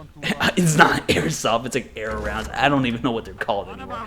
So one thing about aggro states is that... So, like, I mean, shooting an enemy in front of, like, another enemy, they'll know where you are. However, if you use a secondary weapon, like an airfoil round, and you take, like, one enemy out from with using that and you're in darkness, the other enemy will not get like that angry at you. They'll go into like level 2 aggression, but they won't go into level 3. So that's another reason why these secondary weapons are so useful. So anyways, one strategy which my boy Carcinogen had here was he used wall mines near like the beginning there to kind of take out like the first wave of enemies, and then that made it like a lot simpler to deal with like the last 2 enemies. However, I did not get those wall mines because I am stupid and I forgot it. Because I mean, I tried to memorize his patterns, but I straight up forgot. I straight up forgot his patterns. So like, yeah. So now I have to improvise a new plan, and because I have to improvise a new plan, I decide to quick save at this point. I don't do it right now. Like right now, like I'm actually scrambling for wall mines in the area. Like I'm trying to scramble for something which will give me an edge in the battle, and I actually do find something which will give me an edge in the battle. I find extra ammo for my gun, and I will need that ammo because this is going to be a shootout section. This is pretty much the closest the game gets to having a boss fight. So yeah, I found some ammo there, which is useful, but I did not find any wall mine, so I cannot adopt this strategy. So now how I deal with those first wave of enemies, well, we gotta improvise, man. We gotta improvise. You know how it is. Here I was kind of like little pooping myself because I thought, oh, if these soldiers see me, is that gonna be an issue? But nah, they're the American soldiers who are gonna be executed, so it shouldn't be that much of an issue. So yeah, here like we're gonna make the turrets do friendly fire. However, sometimes you have to watch the sides because sometimes the turrets don't catch the enemies who run past the area. So like sometimes oh yeah, so here I do a little quick save so I can kind of tackle this action set piece, get a little creative with it, mess around, see what works, because I just don't know if it's even possible. But it ended up being actually easier than I thought it'd be. So yeah, there, shootout. Oh yeah, so I'm not gonna activate the set piece yet. It pretty much activates after you talk with the politicians. But first I'm gonna shoot out the lights because I thought it would help. But then I kind of realized that there's just too many lights and I just kind of stopped dealing with it. So I just kind of shot the light above me and that's it. So we're gonna talk with the politicians and get this over with. So yeah, we're gonna activate the turrets. We're gonna stay in our little spot and we're just gonna pretty much shoot people. And pretty much the way you do it is just by shooting the people up, like, you know, in front of you. But then there's gonna be a certain point where like an enemy like can run past into like those other areas. So you know, you just want to constantly be on the lookout. I have my thermal vision just so I can see the enemy like heat vision signals or whatever, just so I can be 100% sure where the enemy's always gonna be, just so I can get the beat on them. Boom, take that guy out quickly. But I'm just kind of watching my corners, just making sure that no one pops up on me like, you know, randomly. I don't want to deal with that. I don't want to do it. So that guy runs up, you know, just blast him, pop. But there's gonna be guys. Oh, see, help! Someone's help! That guy's trying to get food. No, not gonna happen. Not gonna happen. So, just watching my corners, and we're pretty much waiting for like Gringo to come down. And once Gringo comes down, we have a special way to deal with him, just because that guy has a lot of health. But there is a way to get around it, a way which Carcinogen did not get around. However, he told me the exact way to get around it, so I'm gonna apply that strategy in his memory. So let's go. So yeah, that guy shows up. It's like, nah, not gonna deal with it. Take him out. Help! Oh God! So I believe we reached our boy, Gringo. But he kind of gets stuck on this wall and he kind of does like a little nay move. I don't know. Like, look at that. What are you doing, man? So like pretty much the strategy here is shoot out a diversion camera, kind of, you know, bring him over to the yard. And pretty much once he's like near the diversion camera, shoot the gas out, that stuns him. And once he's stunned, we bring out the sticky shocker. We run up to him because he is stunned at the moment. And then, you know, while he's stunned, boom, sticky shocker, one shot, it kills him. But to be fair, the sticky shocker is supposed to be a non-lethal weapon, but in this instance, people think he's dead. I don't know, I guess he died from like a heart attack or something. But yeah, that pretty much takes him out in one hit. I don't know, if you tackle him normally, like he has so much health, you would have to do multiple headshots. So it's just like, I'm just going to avoid that. Like Carcinogen did the multiple headshots thing, you know, it's pretty cool, but I am not going to deal with that. Boom, one shot, done. This level's done. I did not play it fairly by my rule set, but you know what, screw you. I mean, I'm done. I ain't doing it.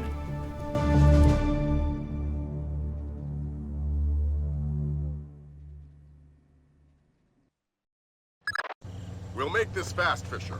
We need proof that So here we enter the back of the restaurant, and this guy we're gonna be meeting here, like this chef, he will, if we are like quick, we can pretty much get by him because a little bit of ghosting. There's like a ladder we want to climb here, so we're just gonna go there, and that'll pretty much just get us where we want to be. Now this level, I'd say it's definitely much better than like the first like Chinese embassy level. I don't know, like the first Chinese embassy level is like cool and all, but there's just more going on here, and I think it's pretty rad.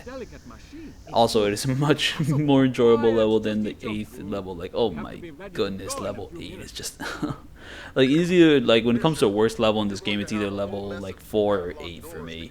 I mean, like the final level of this game has some pretty obnoxious sections, but also the final level of this game also has some pretty cool sections, so I'm willing to forgive it.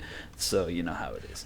So yeah, there we go. That's how the flashlight is supposed to look. I mean, it was broken in the mission 7, was it?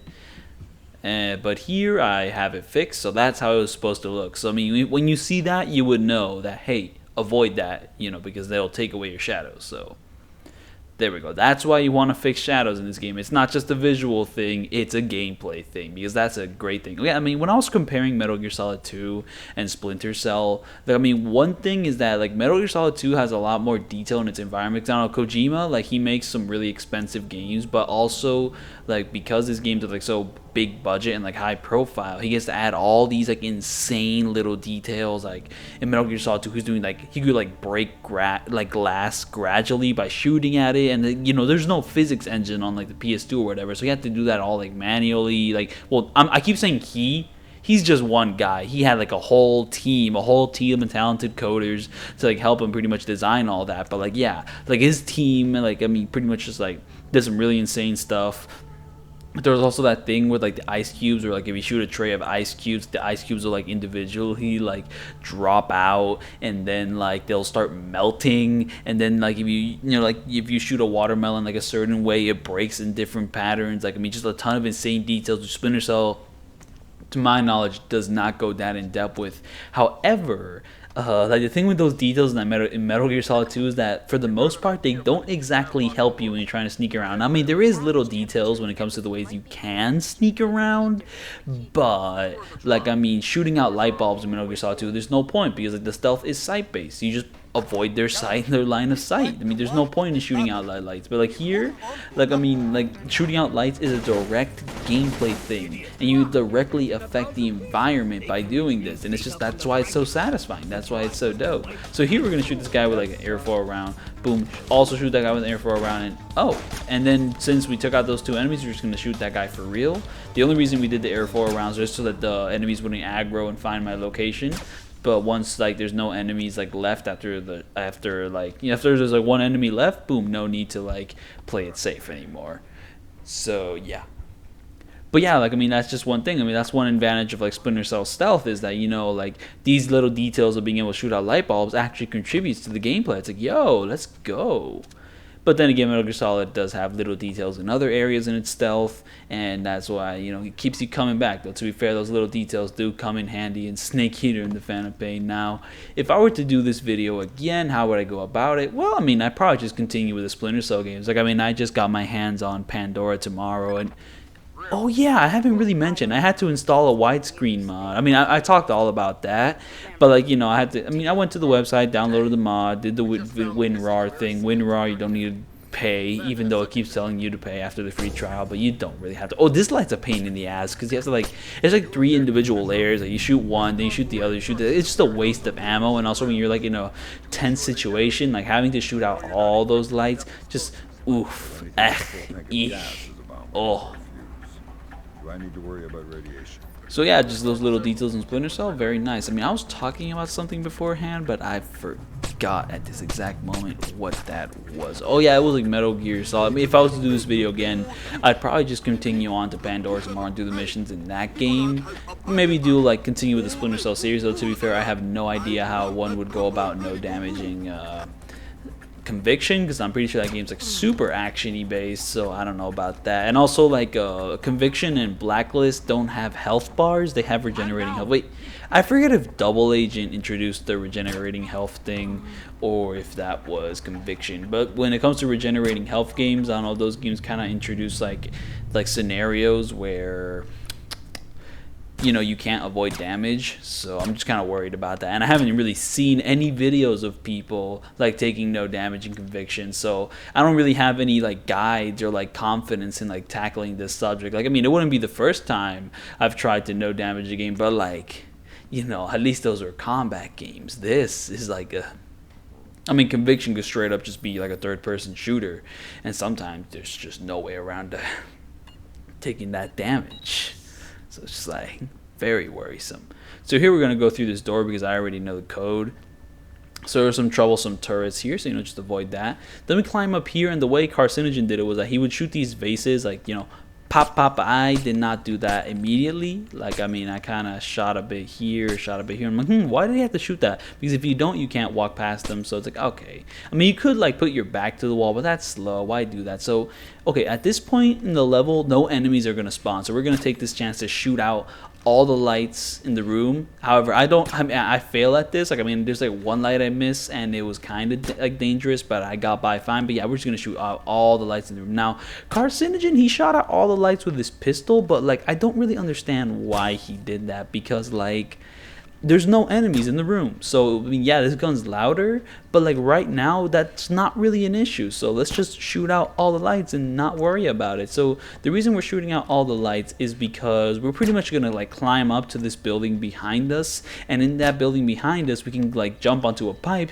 to go to the other side of the room, where we're gonna wait for a colonel who can pretty much activate the door, which opens, who pretty much can use his eyeballs to open the door over there. We're pretty much gonna grab him, do exactly that, and then we're pretty much gonna move on to like the next section of the level. But before we do that, we're gonna shoot out all the lights, just that we're completely hidden when we come in, to like kind of grab him from behind and move on. So yeah, there's no real need to use the pistol in this section. Just, whip out your sniper thing and go to town. Oh yeah, one thing I didn't know on my first playthrough of this game on normal, if you hold down like the right like mouse button, it enters like a steady mode, where pretty much, like, I mean, it's in most games like a steady mode of sorts when you're using a sniper, but yeah, you just kind of like hold your breath for a little bit and boom, you can go steady. But I did not know that on my first playthrough, because I thought the right mouse button was like to shoot the secondary weapons. But if you go into zooming mode, you can't use secondary weapons, because they replaced your ability to use secondary weapons with like having a steady aim. And like, I do really appreciate that steady aim. So yeah, this is the one light I forgot to shoot out, and it kind of put me into like a visible mode for like a tiny bit. However, like, it didn't really affect anything all that much, but it would have been nice to take it out, but I did not, so oh well. So yeah, here we have a normal soldier who's gonna enter that door, and then we have like this general colonel guy. I really am forgetting whether a person is a general or a colonel. This seems to be a reoccurring pattern, just because I am not that interested in the story of this game, man. I don't know, when I'm talking about like Yakuza games, usually like I have a good grasp on the story. Maybe not the best grasp, like there's probably some more analysis I could do, but like, I usually have a pretty good grasp of the story and characters, so I can kind of talk about that if the video's going on for a long time. But like here, man, I just don't care, man. I don't even know if like the main villains like Georgian or like Russian, man. I just don't care. It's like, so yeah, here we just kind of slowly got off the pipe, go here, we're gonna knock this guy out, pop, and then we're gonna enter that room slowly. That guy's gonna be using the computer, so we can also just enter, pop him out. And I'm gonna take out the lights in this room just so that, I'm gonna actually grab him. Okay, I mean, a little style there. Okay. So yeah, we're just gonna take out the lights in this room to put this guy's body in darkness. Like, I mean, you have to hide bodies, and hiding bodies could involve carrying said bodies. However, if you can just shoot the lights around that body and like put that body into darkness, then there's no point in carrying that body. So, it's not like you have magical dumpsters which like will like hide that body forever. Oh yeah, I was talking about the comparisons between like Splinter Cell Blacklist and like Hitman Absolution, and I kind of didn't fully go into it. I don't know. I mean, I don't know. I mean, maybe if I replay Absolution now, I'll like it more. But like, man, it just has a lot of annoying mechanics. Like the way they like introduce like the Hitman stuff, Absolution just absolutely broke the disguises. Like, I mean, it's not fun to use those things if like the enemy you're like disguising yourself from can just notice you. It's like the stupidest thing they've done since like, I don't know, the original like Hitman 2 Silent Assassins like detection meter, because like that detection meter could be like goofy as hell at times. And oh yeah, I mean, I mentioned that I only dislike like the very first Hitman game and Absolution, though I will say, I mean, Hitman 2, it's dated in a lot of areas. However, I think it has enough style and substance to kind of make up for it, but it's definitely very flawed. But I love it nonetheless, though with the other games, or like those two games, yeah. Also, I do quite like the reboot game. I don't know. I haven't played the second reboot game or the third reboot game yet, but the first one, it's good. But the online DRM is insanely stupid, just utterly baffling choice. So here in this section of the level, I'm gonna shoot out a bunch of lights so that when I shoot that guy over there, he's covered in darkness. And now, like I was gonna copy Carcinogen's strategy where I shoot that guy and then I run to the next part of the level, but like for some reason it doesn't work for me. Like the guy who always spots you there, he just shoots me every single time. And it's like, bro, come on. So instead, I adopt for a different strategy. I was kind of winging it at this point, but I was able to attract the dog perfectly to where I am, and then I take out the dog, and then I was able to get this guy perfectly to get shot, and boom, there we go. We took the care of this room, which Carcinogen was having a little bit of trouble with. So I mean, kind of ended up better for me. I didn't get spotted, So let's go, Panther play style. Let's go. So, and now those guys are. Oh, that guy is not hidden in darkness completely. So we're just gonna put him there. Oh yeah. Carcinogen kept using this term like nicks, like nits, to refer to the light meter, because the light meter is kind of separated into like 5 different sections, but he kept calling them like knots or something. I forget if that's the actual term, but he's kind of, oh yeah, if they're like at 0 knots, then it's good. But if they're like at 5 knots, you're fully lit up. He said that if the body's like at over 1 knots, then you're bad. But if they're like under that, then you're good. So anyways, here we have a guard. He kind of noticed me. We're gonna take him out. There's also a camera here, but if you're using the night vision goggles, it sometimes gets too bright, so you can't see it. That's a detail I really love. Like, yeah, the night vision goggles are fantastic when you're in darkness, but if like the room has too much light, you actually get blinded. Kind of like how you're blinded in darkness if you're not using the night vision goggles. I think that's just a great, I just love that. I don't even know if night vision goggles work like that in real life, but it feels much more realistic than just the dumb green filter that was in Blacklist. But yeah, I don't know. If I replay Hitman Absolution, I might like it more. I mean, given that I know what it actually is. But it's such an annoying game. And I mean, to be fair, maybe I should complain about Hitman Absolution in a video about Hitman Absolution. But I mean, to be fair, I'm just kind of running out of topics of what to say. So yeah, here is going to be a little bit of a tailing mission, a little shorter than the others, but still kind of. Oh wait, no. That happens later. But pretty much okay, this level has a gimmick where you have to wait for guards to punch in the key code. So because you can't learn the key code from interrogating enemies or from information nodes or whatever. So instead, you have to wait for an enemy to use the key code. Then you use your thermal goggles, and then you pretty much press the numbers, which are kind of the lightest color, to red, and that'll be the correct code. So to be fair, don't take my word for that. I don't know. I was kind of confused on how it worked at first. Oh yeah, so here we turn the lights off. Then we kind of walk back. We wait for him to turn the light on, and then we shoot him. And then once we shoot him and turn the light off again, they'll attract another enemy. Though to be fair, I think Carcinogen he did it a little smoother than I did. I kind of screw it up. I don't know. I kind of have to start improvising at a certain point, but it works out for me in the end. Wait, I was mentioning something about Hitman Absolution again. I forgot. Oh yeah, I wanted to complain about the story of that game because I don't know. I mean, I think what annoyed me so much about Absolution is that it really focused on its story, but its story was just a shitty Tarantino rip-off type thing, which was mixed between 2 different tones. Its emotional core was stupid. When it tries to be quirky, it's dumb. It's such an edgy game, and that's its style. But dude, I'm crouching in that game, and an NPC's wow, you look like a fucking idiot, stupid bitch, and he's shut the fuck up. I just want to sneak in this cover-based stealth game.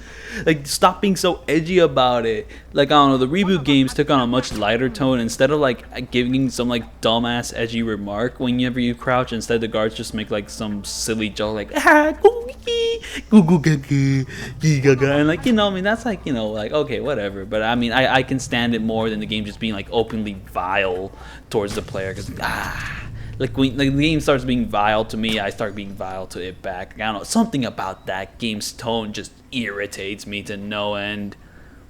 And the thing is, the way it focuses on story is so annoying as well. If it was a good, engaging story, I'd be so down, but I just hate it. So when it starts shoving cutscenes into its loading screen, maybe I should appreciate that. Oh my goodness, the loading screens are cutscenes, awesome. But I hate this game's story. I don't want to see your dumbass story in my loading screens, dude. Get out of here. And also, I will give praise to one thing about Hitman Absolution. It's probably still the best looking Hitman game. It has a really cool style. The Frostbite engine looks amazing there. Though to be fair, haven't played Hitman 2 and 3, but that game's art style is just a little off. I don't know. I'm not gonna lie. Like, I don't know, something about it just does not look as good. I mean, the very first Hitman reboot game didn't look as good, but to be fair, I mean, Hitman 3, like, you know, it's being played on the PS5, so, you know, maybe that looks better, but I don't know. Like, something about Hitman Absolution's graphics just kind of stuck with me. Like, the Chinatown levels look amazing with all, like, the neon lights and all that. Just really sick. It has a really sick, like, edgy look. Like, I mean, that's the one edgy thing about it that I really like, but, like, the other things, I could much do without. Because, I don't know, I mean, Hitman has such a cool-ass tone. I mean, to be fair, edgy isn't really the best word to describe Absolution because Contracts could kind of apply under that, but I love the tone of Contracts. Though, to be fair, Contracts I don't think takes full advantage of its tone. Because when it starts revisiting the Hitman 1 levels, it kind of gets a little bit wishy-washy, like whatever. Because I don't mean, like the very, very first Hitman game, even though I don't like it, it has a fantastic score. Just absolutely love it, though. The story could be a little silly. Like, the second Hitman game has, like, this, like, world-trotting, like, super spy, like, classical, like, orchestral music vibe, and I adore it. Like, I especially adore the very first track you hear, like, in the very first level, like, called, I think the track is called Exploration. I adore that track in the very first Hitman game. Just, like, oh, it gets me so pumped.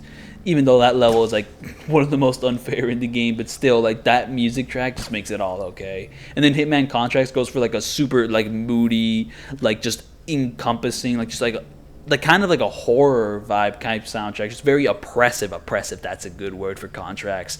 Like, I mean, it went away from, like, the romanticization of, like, the second game into, like, this just oppressive, grungy moodiness, and I love the change. I mean, I love the sound. And, like, the soundtracks of, like, Hitman is just fantastic, the way they, like, communicate that. And then Blood Money kind of returns to, like, I don't know, it doesn't really have as strong as an identity as, like, the second or third game, but it does have a pretty cool soundtrack nonetheless.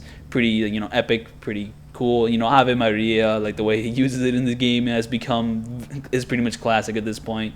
And then Absolution went for a more like more freaking Hans Zimmer, like Inception knockoff soundtrack, and yeah, I am not for it. And then the new Hitman games kind of have like a whatever thing. Anyways, okay, this is the part where we're doing like a trailing mission of sorts. So yeah, so here we're pretty much just trailing this guy as he goes from keypad to keypad, and this is pretty much where we will be engaging with like the thermal goggles puzzle. However, since I already know all the codes ahead of time, the thermal goggles like puzzle means nothing to me, so I'm just not dealing with it because I already know the codes. Oh yeah, so this next section was kind of annoying to me because I don't know, I'll get to it when I get to it. I might as well just shut up for now.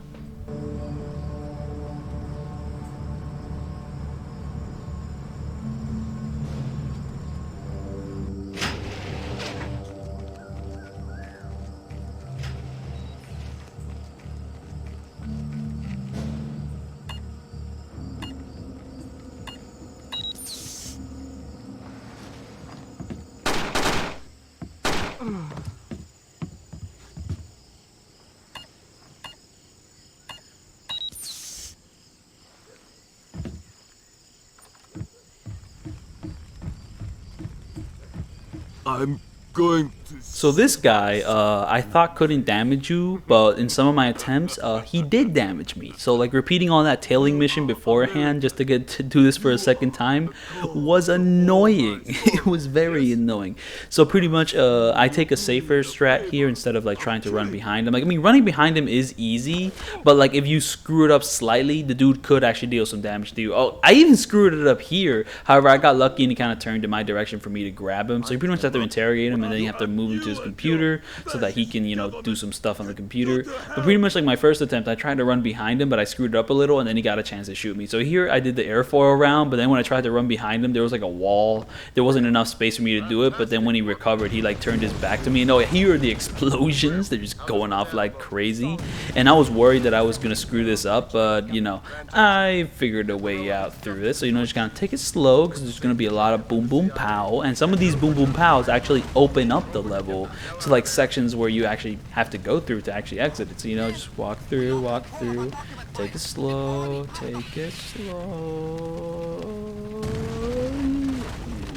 yeah, and now we can go fast. There's not going to be any like big explosion after that. Just open the window and boom, go to the helicopter to end the mission. If I took damage in that fall, I would have been mad.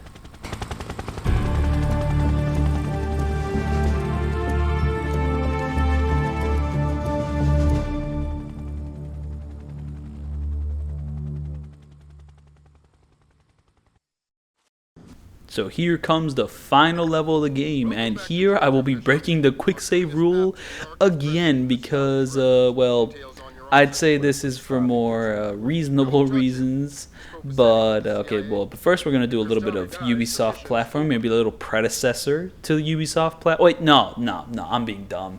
Oh, to be fair, I actually forget if Prince of Persia came out before or after Splinter Cell. But when it comes to Ubisoft platforming, like Prince of Persia is like the one. Like, I mean, to be fair, did this? Oh wait, I mentioned that I was gonna look up if Blade 2 or Splinter Cell came out first, but I never actually did confirm that. I just kind of like I started talking about something else, or maybe I forgot about it. But anyways, I'm gonna look up where Blade 2 came out. I hope I don't forget about the topic about Ubisoft platforming because I'm gonna look up those dates as well. So okay, here we go. Blade 2. This came out in 2002, while Splinter Cell came out in. Came out in.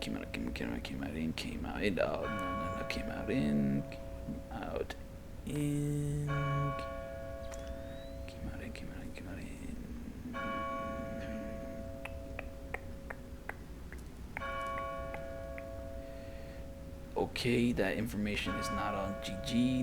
No. Okay, so I'm gonna have to Google that.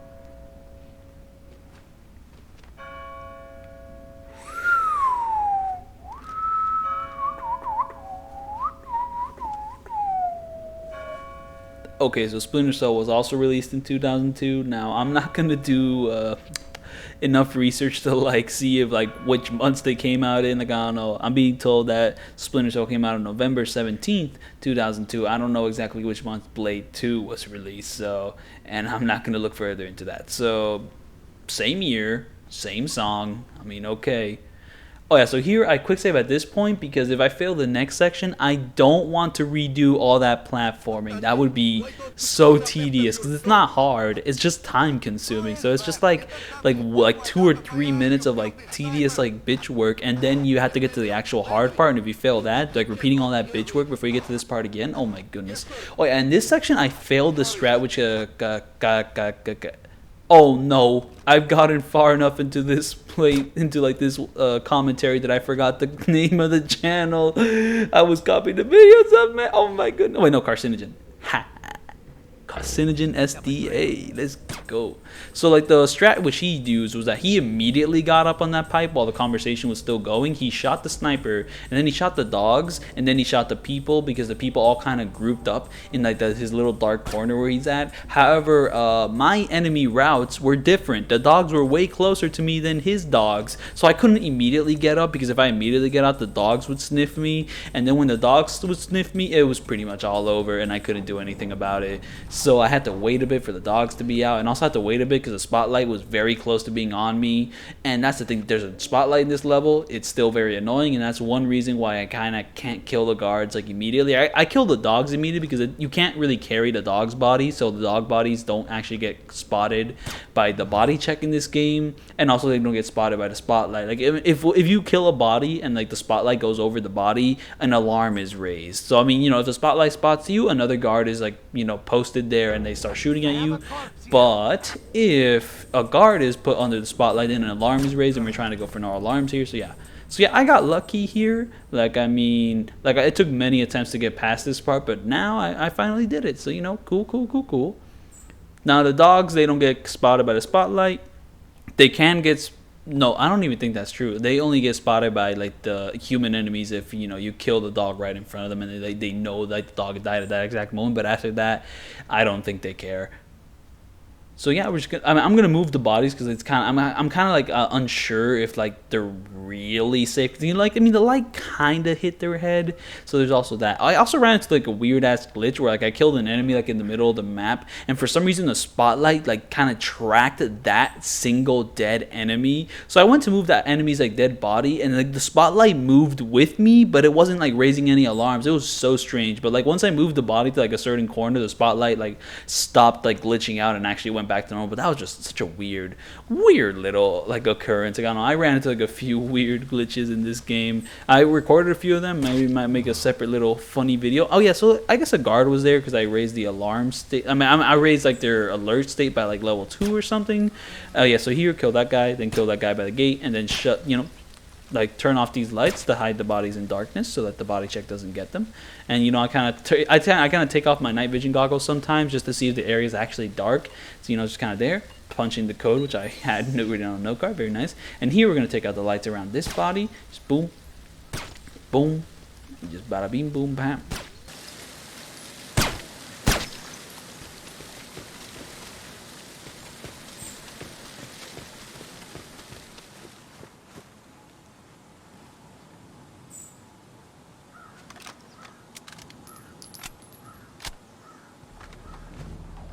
So yeah, we're entering this area. It's not going to be a new level. This is the part I'm talking about. This looks so awesome. Just like the darkness, but only like these lights of like illuminating these glass panels. Amazing. So here we're going to run to the end of the room, because once we run to the end of the room, enemies are going to spawn in, but once they spawn in, they have to shut down that laser grid in order to let them walk through. And yeah, we're just going to pretty much wait out these 4 guards. We're going to walk out through this door. And yeah, I decided to turn off my night vision goggles just because I know how many guards I have to wait for. And I just think it looks cool that I'm in complete darkness, but I still know what I'm doing. Though once again, it's going to be confusing to the viewer who has not played this game before. So yeah, I mean, if you're going to copy my strats, I mean, I'm copying someone's strats, but if you copy my strats, which are being copied from another person's strats, you can turn on the night vision goggles whenever you want. I'm just doing it for style. So here I'm going to do a little bit of oh wait, no, like Carcinogen, like he did a thing where he actually did some platforming. He jumped off from there to kind of speed run, to kind of grab this ledge so you can kind of speed things up, but I am not going to attempt that. I do not want to risk it. I do not want to like repeat that beginning section again with like the dogs. No.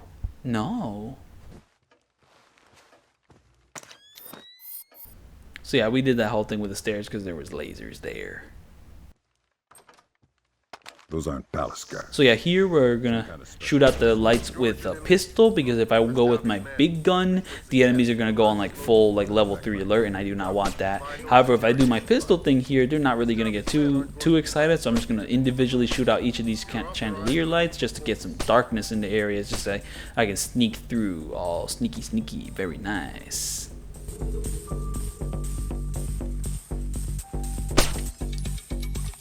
There was something there. Thankfully, my pistol was not that much of an issue, but it was still rather inaccurate a lot of times. Like, I would have my reticle over the light straight up, but it would still miss sometimes. And ooh, I thought the music changed for a little bit, because I mean, music changing does happen. So here I'm gonna knock out that guy with the electricity, because I don't know, shooting him with my gun might attract too much attention, and I don't want that attention. So we're just gonna shoot him with the little shocker thing. And also, this flooring is carpet. I don't know. I mean, okay. Oh yeah, that's something I mentioned. So like this game, sometimes like the sound, sometimes like an area would be louder, so you might be able to run through it. However, unlike Chaos Theory, which had the brilliant idea of including a sound meter, this game does not have a sound meter. So I don't know. Unless you like already know it, you can't really judge whether an area is louder or not, or whether certain surfaces allow you to make more noise or not. Because I don't know. I mean, I'm pretty sure on this carpet here, I could run as fast as I want and not make noise, but I didn't want to test that because I'm not 100% sure on that. It's just like, carpet's soft, so you'll sound softer, but I didn't want to exactly also there I was gonna try to take out that guy who was trying to like recover that guy, but then I was kind of like, that's gonna be too troublesome, I'm not gonna deal with it. And then I'm kind of like, this guy on the stairs ever gonna come down? I don't know, maybe I'll go up the stairs because he's not coming down, but then he's coming down at that exact moment. I'm kind of freaking out. I'm trying to go, okay, what am I gonna do? What am I doing? I'm winging it at this point. I am winging it at this exact point. But thankfully, this gives me an opportunity to do a little bit of ghosting stuff, even though I did kind of, target that one guard. But after that, it's time for a little ghost run. Just kind of run straight to the door. And this part's a little stressful because I have to enter like a long-ass code into this keypad before the enemies climb their way back upstairs. Boop, boop, bop, beep, get over.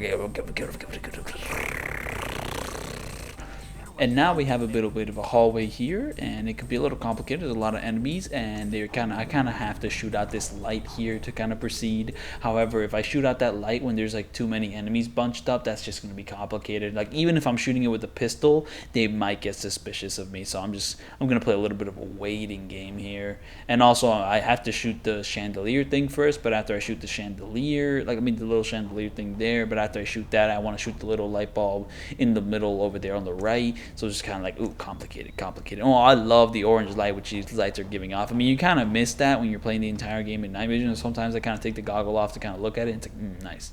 And sometimes I take the goggle off because it's easier to like put your reticle on the light when you have your goggles off. It's just kind of like there's a use for having them on and not having them on. I just think that's rad as hell. So my strategy doesn't exactly go exactly like carcinogens, so I'm kind of like winging it sometimes here and there. Like, you know, this guard, he doesn't run in circles. He instead goes downstairs, which, I mean, benefits me kind of. So there's that. How the hell? Must have been nothing. I mean, I kind of want to take it slow because if I take it too fast, enemies might hear me, and I don't want that.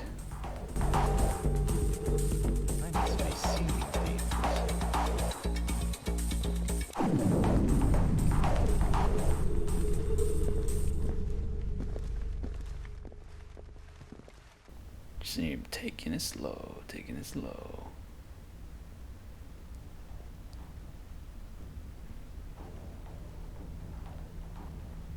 Since I'm taking it so slow, I was complaining about Hitman Absolution stories, so that's kind of like following the marker of complaining about stealth games, like taking a drastic change in their gameplay. So I might as well complain about the Thief reboot, because that game's story was also utterly obnoxious. Because like the worst part about like, okay, so here I have a decision to shoot the light or run past it, and I'm kind of like, the guards aren't looking at me, those guards are running over there, let's run past it. These kind of split second decisions. Well, that I actually had a lot of seconds to consider that decision, but still, these decisions make the game interesting. Now the guards are walking back, and now I'm like, I can't shoot that light now, because if I do that, these guards will like go crazy on me. So now I'm just kind of waiting for these guards to walk past me, but I'm a little unsure whether if staying in the middle will keep me hidden. So I'm kind of moving like left and right to stay a little bit farther away from these guards, and it's kind of like, ooh, tense.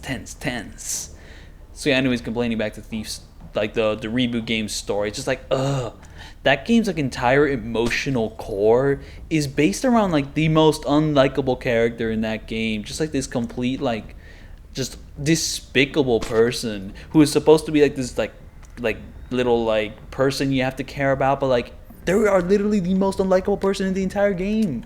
Like there's nothing redeemable about them. So it's just kind of like, bro, like I don't care. Like your entire story just kind of falls apart at that point. And then there's like Garrett, who like has a new voice actor, and yeah, he doesn't match the original. Though to be fair, the original voice actor of Garrett, his name escaped me at the exact moment, because this is not a video on Thief. This is not Thief, homie. This is Splinter Cell. But well, I need something to talk about. So anyways, here I got past those guards, and now I'm in this little laser room. And this part worried me quite a bit, because like it's an easy thing, but also like it seems like the kind of thing which I would overstress about and screw up. And if I screw up, I have to repeat that entire previous section again with the dogs, and it's just like, it scares me, man. So here a guard's gonna enter because like they heard you or something. It's kind of like a set piece moment, but I'm just gonna take him out quickly and just get that over with. Boom. All I have to do is get the information on this computer, and then we pretty much like get out of this room and like move forward in the hallway to kind of load up the next section of the level.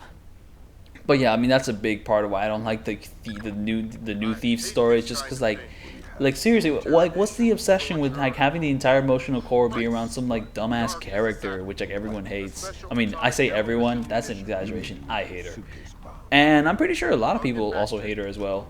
So it's just like, ugh. And also like the game, it's like lore is all over the place. It's like about this, it's about that. It's like 5 or 6 different like storylines all combined together to be one thing. I've not played that game in a long ass time. Like my biggest regret is that I bought that at full price, because I had like faith that Eidos would maybe deliver with it, but it's just like, wow. big disappointment. Though, to be fair, I actually didn't. Oh, here's like the only time I used the optic cable. I mean, since I was following strategies around like enemy patterns, and like most of the time I didn't have to look under doors. Like, I mean, I didn't use the optic cable. However, like the tension music kept playing, and when like the tension music starts playing, I'm kind of like, what did I do wrong? Is there like a guard outside that door? So like that's like the first time I used the optic cable in this entire video. Congratulations, very nice, very nice. Here, like the guard patterns are all messed up, which kind of screw me like running away here. I mean, we have like a new guy who kind of comes in through that door, like okay, but then we also have this guard who's coming back, and then like the other guards, like they're separated. I don't know why their patterns got so messed up, but now I kind of have this to deal with. I'm dealing with it right now, so there's that.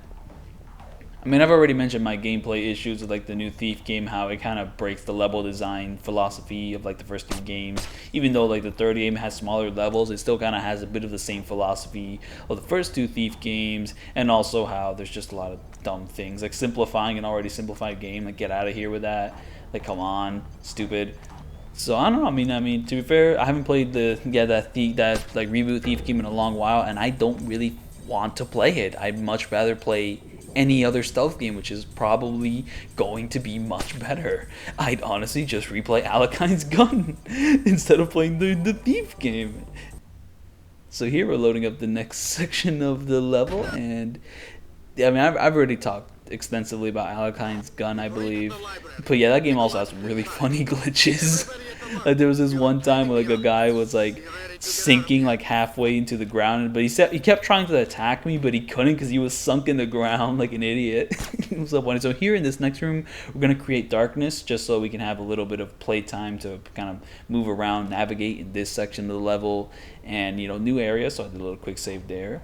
And here we're gonna wait for a certain guard to show up, and then we're gonna shut the lights off. However, my strategy didn't exactly work. I was trying to like, you know, have them all kind of be spinning. However, these two guys are just there. So instead, I'm just going to shoot both of them at once, and that'll pretty much allow me to knock them out all at once. So I mean, like, it's a pretty dope strategy regardless, but like I wanted it to work another way. But this is actually faster. Also, you don't have to hide these bodies, because I think this is like the last load or like section of the level, and also because like these next sections are gonna get way more actiony, like this like crappy ass action set piece.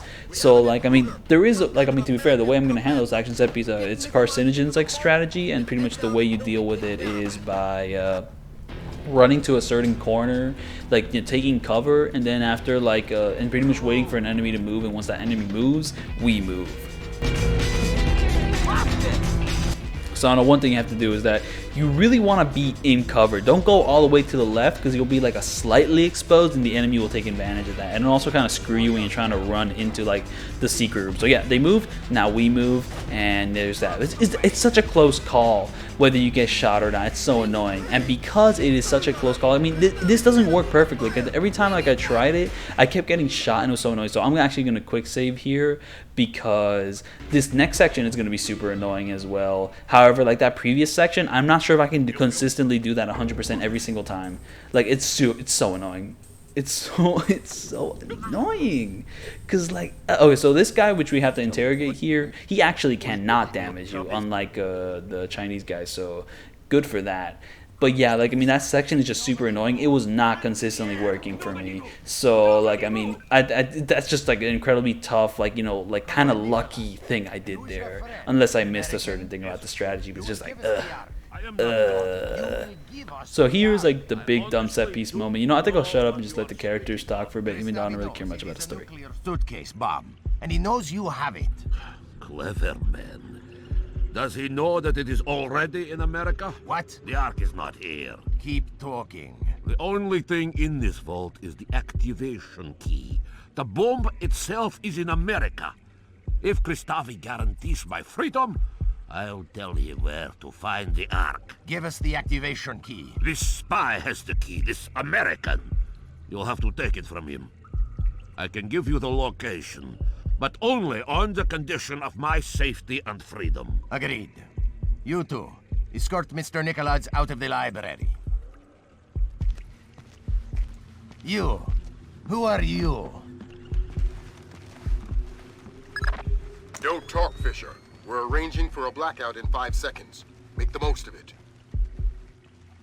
Give us the... So the strategy here, it's gonna be very actiony. However, it's also gonna be very cheap because, like, bruh, a straight shootout in a game that does not have like good third-person aiming and like shooting, like, get out of here, get out of here. Like, I mean, that kind of like clunky stuff doesn't really matter when it's like a stealth game, because that, you know, your point isn't to shoot. Like, these kind of clunky mechanics, these like emphasize you from engaging in like straight up combat, but then you have to engage in straight up combat. That defeats the whole purpose, you idiots. So here we're gonna hide by these boxes because the enemy actually can't, like, pretty much, wait, what's the word? They can't flank us in from this box. They're gonna like be stuck in like place. So pretty much I just kind of slowly inch my way around like this like cover I have here, and pretty much just take pot shots whenever I can because the enemy isn't smart enough to like move around and shoot me from behind. And yeah, like, I mean, the only really risky parts is like some of these like enemies are a little farther away, they're a little harder to hit, and also if you like move out of cover too much, they might be able to get a shot in, so you know, you gotta watch out for that. There's like this guy kind of hiding behind this pillar, but there's also a guy kind of close to him, so I just don't know, man. I just don't know. Yada yada yada yada. Come on. We have a shot here, so I mean, I'm not gonna risk it anymore. I'm just gonna shoot him there very tediously. Like, I mean, I'm shooting him in the legs, so it doesn't deal much damage, so it's going to be a very tedious process, slowly chipping away. I'm also holding my breath just so I can get a more accurate shot, because if you don't hold your breath, you bob and up and down. I'm assuming, which is really realistic, but like, bruh, you don't gotta do me like that. And then there's like a fourth guy, which is like across the hallway or something. Like, I mean, he's like very far away. And also, yeah, I'm using my thermal vision, which makes it easier to just kind of spot the enemies. Very nice. So yeah, slowly inching my way. Slowly inching my way. Okay, I kind of spotted him there. He's kind of there. Oh, I'm going to move back, because maybe if I move back enough, maybe like, yeah, I'll be so far back that the enemy can't shoot me. That kind of like is true sometimes. So there, and then for this final enemy, we actually have to move forward in the battlefield because the guy is too, he's actually like, if you like, he's actually too far away to like hit him normally. I don't know.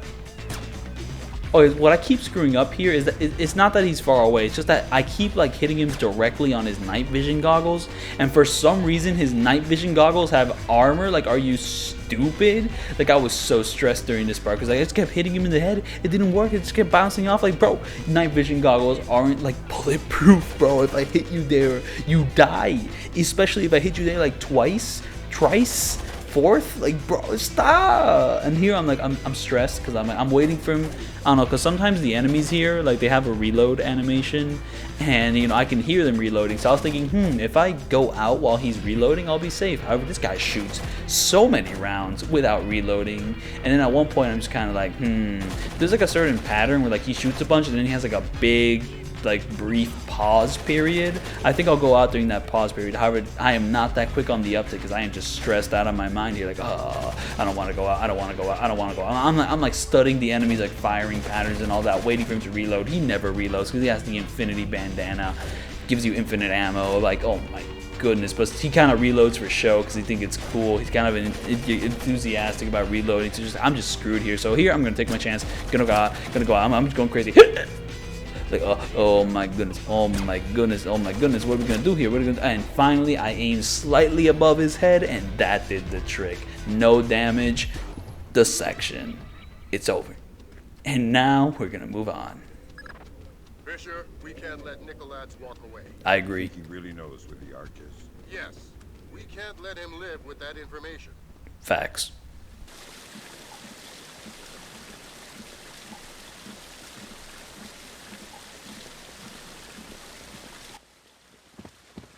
So here we have a little bit of a complicated room, and it's a room which I didn't want to mess up because I did not quick save after that shootout, and that shootout is very annoying and long.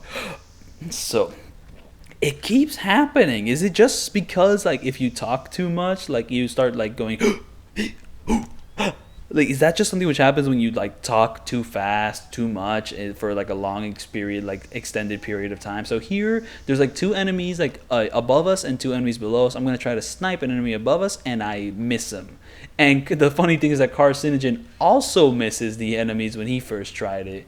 So it's like, ooh, I'm kind of copying his trap. I also failing to take out the guy. And then once I fail, I immediately run back into this room for cover because I am just scared out of my mind. I do not want to fail. I do not want to fail. I do not want to fail. So here I'm just going to kind of wait for the ground troops to show up, and then I take him out there. And this guy, he just starts glitching out there. And oh, this guy's annoying because he moves so fast that it's hard to actually get a beat on his head. He's like, okay, but at the very least he's dead. And then we kind of run back in this room, wait for like the level 3 alert phase to kind of teeter out, so that I'm a little more safe when I go out and try to snipe those guys again. And it will teeter out because those guys up there can't do anything to me. They can't go down from like their post and like to the ground. They can't. They simply can't. So it's gonna calm down to like a level 2 or level 1, I don't know. And now we're gonna go back to trying to snipe the enemy, even though I'm not very good at it.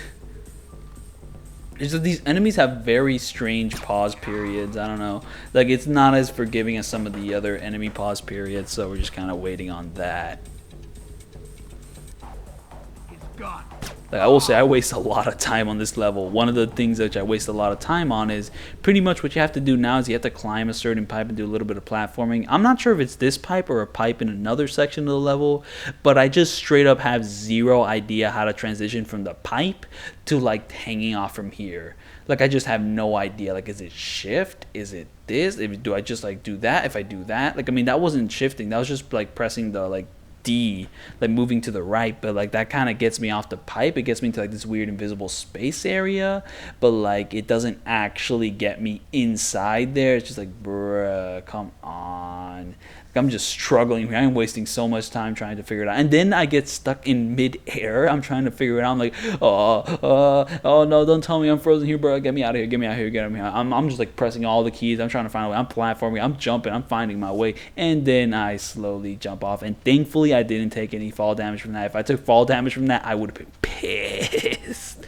But yeah, here I'm just trying to find. There's got to be a better way to climb up to like the the top section here, because you have to climb to the top section to activate the next section of the level. It's not like the next section per se, like a load in. It's just like the next part, like the next set piece. But yeah, I'm just trying to figure it out, trying to see any other pipes around the area. This is a pipe. But yeah, I mean, climbing this pipe is still not much easier trying to get inside. I'm still struggling with like, do I jump from here to grab onto the ledge? Like, if I do that, no, I get kicked off from there. No, okay. You know what? The pipe is annoying. Can I jump up there? No, I can't. So, maybe if I jump from a lower angle, I believe I'm going to do that. Like maybe that? No, not good enough. No. Okay, I'm going to have to go higher. I'm going to have to jump from a higher vantage point, and hopefully we'll be able to grab that ledge so we can climb up into the area. Okay, let's try it out. There we go. Finally. Thank you. That took long enough. And now we activate the next part.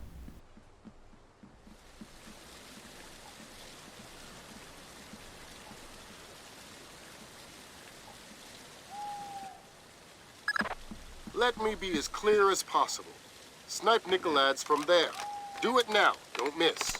You probably won't get a second chance at this. So on my first playthrough, I didn't know you could hold your breath to steady the scope. So I had to do this mission like straight up without steadying my scope with like this stupid ass like head bobble, and it was difficult, but I somehow managed to do it. But once you learn how to actually steady your breath, it's pretty easy. So now there's going to be a guard. He's going to run over that way, so we can kind of just take him out there. Bada bing, bada boom. And then let's move on with the level. And this is another section of the level where I waste like a disproportionate amount of time. Because pretty much, like, I mean, once you like advance a certain amount, like enemies will spawn in. However, I decide I actually don't advance to that checkpoint. I stay up here thinking that they're going to spawn in. They don't. So I pretty much have to like freaking, like, I just waste so much time. I'm just standing here. I am really just standing here waiting for people to show up, but no one's gonna show up to the party, man. You didn't send out no invitations. You gotta send out the invitation first, man, or else no one's gonna show up to the party. Oh my goodness. Direct order from President Kristavi. Find the assassin. Don't let the shooter leave the palace. Lethal force. The assassin is top priority. Where's Nikolaj? Who's guarding Nikolaj? Unconfirmed report that Nikolaj has been shot. So now I finally get the bright idea of walking forward slightly. Though I don't think the enemies spawn in still. I have to walk forward more. Like, they're not gonna spawn in, man. Like, come on, walk forward slightly more. Don't be shy, man. Just one more. More. Come on. Come on. And then here I realized that enemies spawn in from that door there. But there's also some enemies that spawn in from like that hallway there, and I'm gonna try to snipe them. I mean, it works decently. So yep, that guy sniped. Now this guy I wanted to get a smooth snipe on, but I kind of fail, and he runs all the way over there, and it's just like, bruh. Thankfully he didn't activate no alarms. He just kind of ran over to his dead comrade, and I stood over there, and yada yada yada. So now we get to move forward.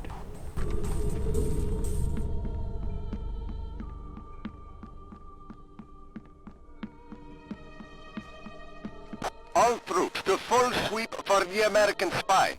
So yeah, this next section I kind of wanted to do it differently from Carcinogen. However, I screw up and I end up doing it the exact same as Carcinogen. So pretty much there's going to be like 4 guards, and pretty much they're all going to be guarding like very exact points. So if you went like down, if you try to traverse this level from like the bottom floor, you would just get shot, because like the enemies are pretty much like guarding your position. Like look at the, wait, can you see this guy? Yeah, you can kind of see those guys.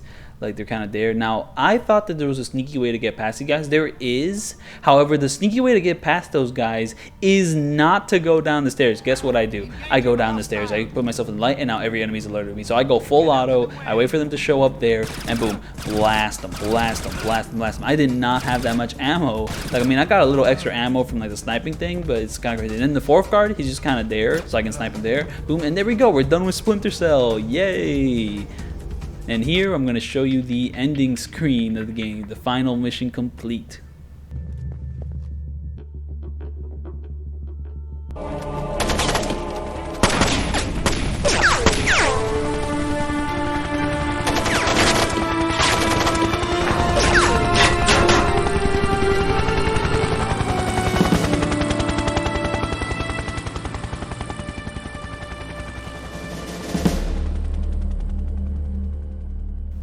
So yeah, that video, there's a glitch if you don't download a certain mod where that video will literally be like a tiny square in the middle of the screen if you do get like the widescreen mod.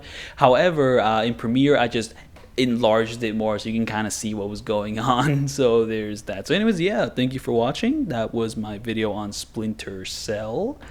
As for any future plans, yeah, I will soon be heading back to where, I don't know, I have all my consoles. I'm actually going to be able to get back to some of my later Yakuza projects, the Kuruhyo 2 secret boss, and get back to that.